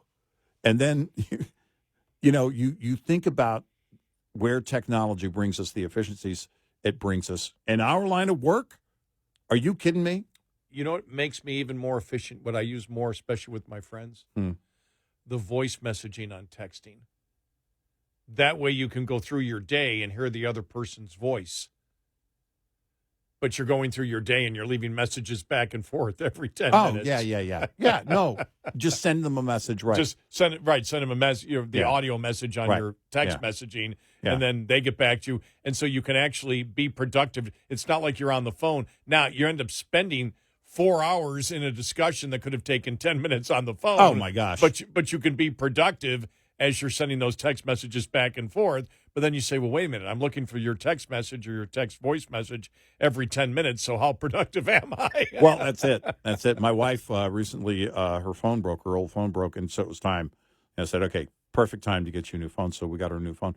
Got her the S24. By the way, the phone is, the camera on that thing is insane. Did you know the megapixels is tied to the national debt? Right now, 34 trillion megapixels on the S. I may be wrong about that.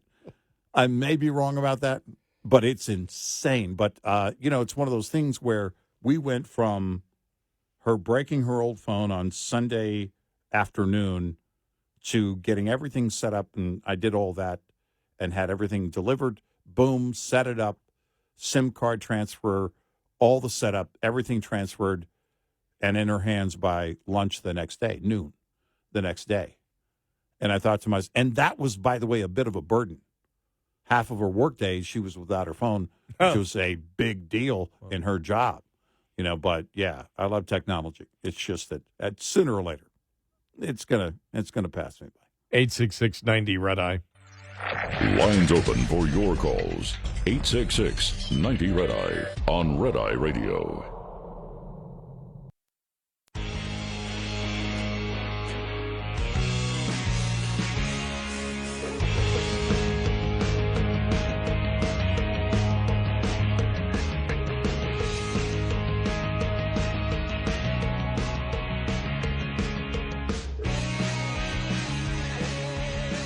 It's Red Eye Radio. He's Eric Harley, and I'm Gary McNamara. Coming up on the top of the hour, the Israeli Defense Forces confirmed this morning that they've gained operational control of the Gazan side of the Rafah crossing. So we'll have that for you coming up here in just a little bit. It was a fascinating day yesterday. I was real busy, but I was paying attention. But then I went to sleep, and I still was like, okay, what's this ceasefire? And I wake up, and I even checked the whole front page of the Fox News online. Couldn't even find the story anywhere. I finally found it. Was like, oh. So Hamas said we agreed to a ceasefire where we made the rules ourselves. Right. And nobody agreed to them. Right. And that wasn't the case. Israel did not agree. Right.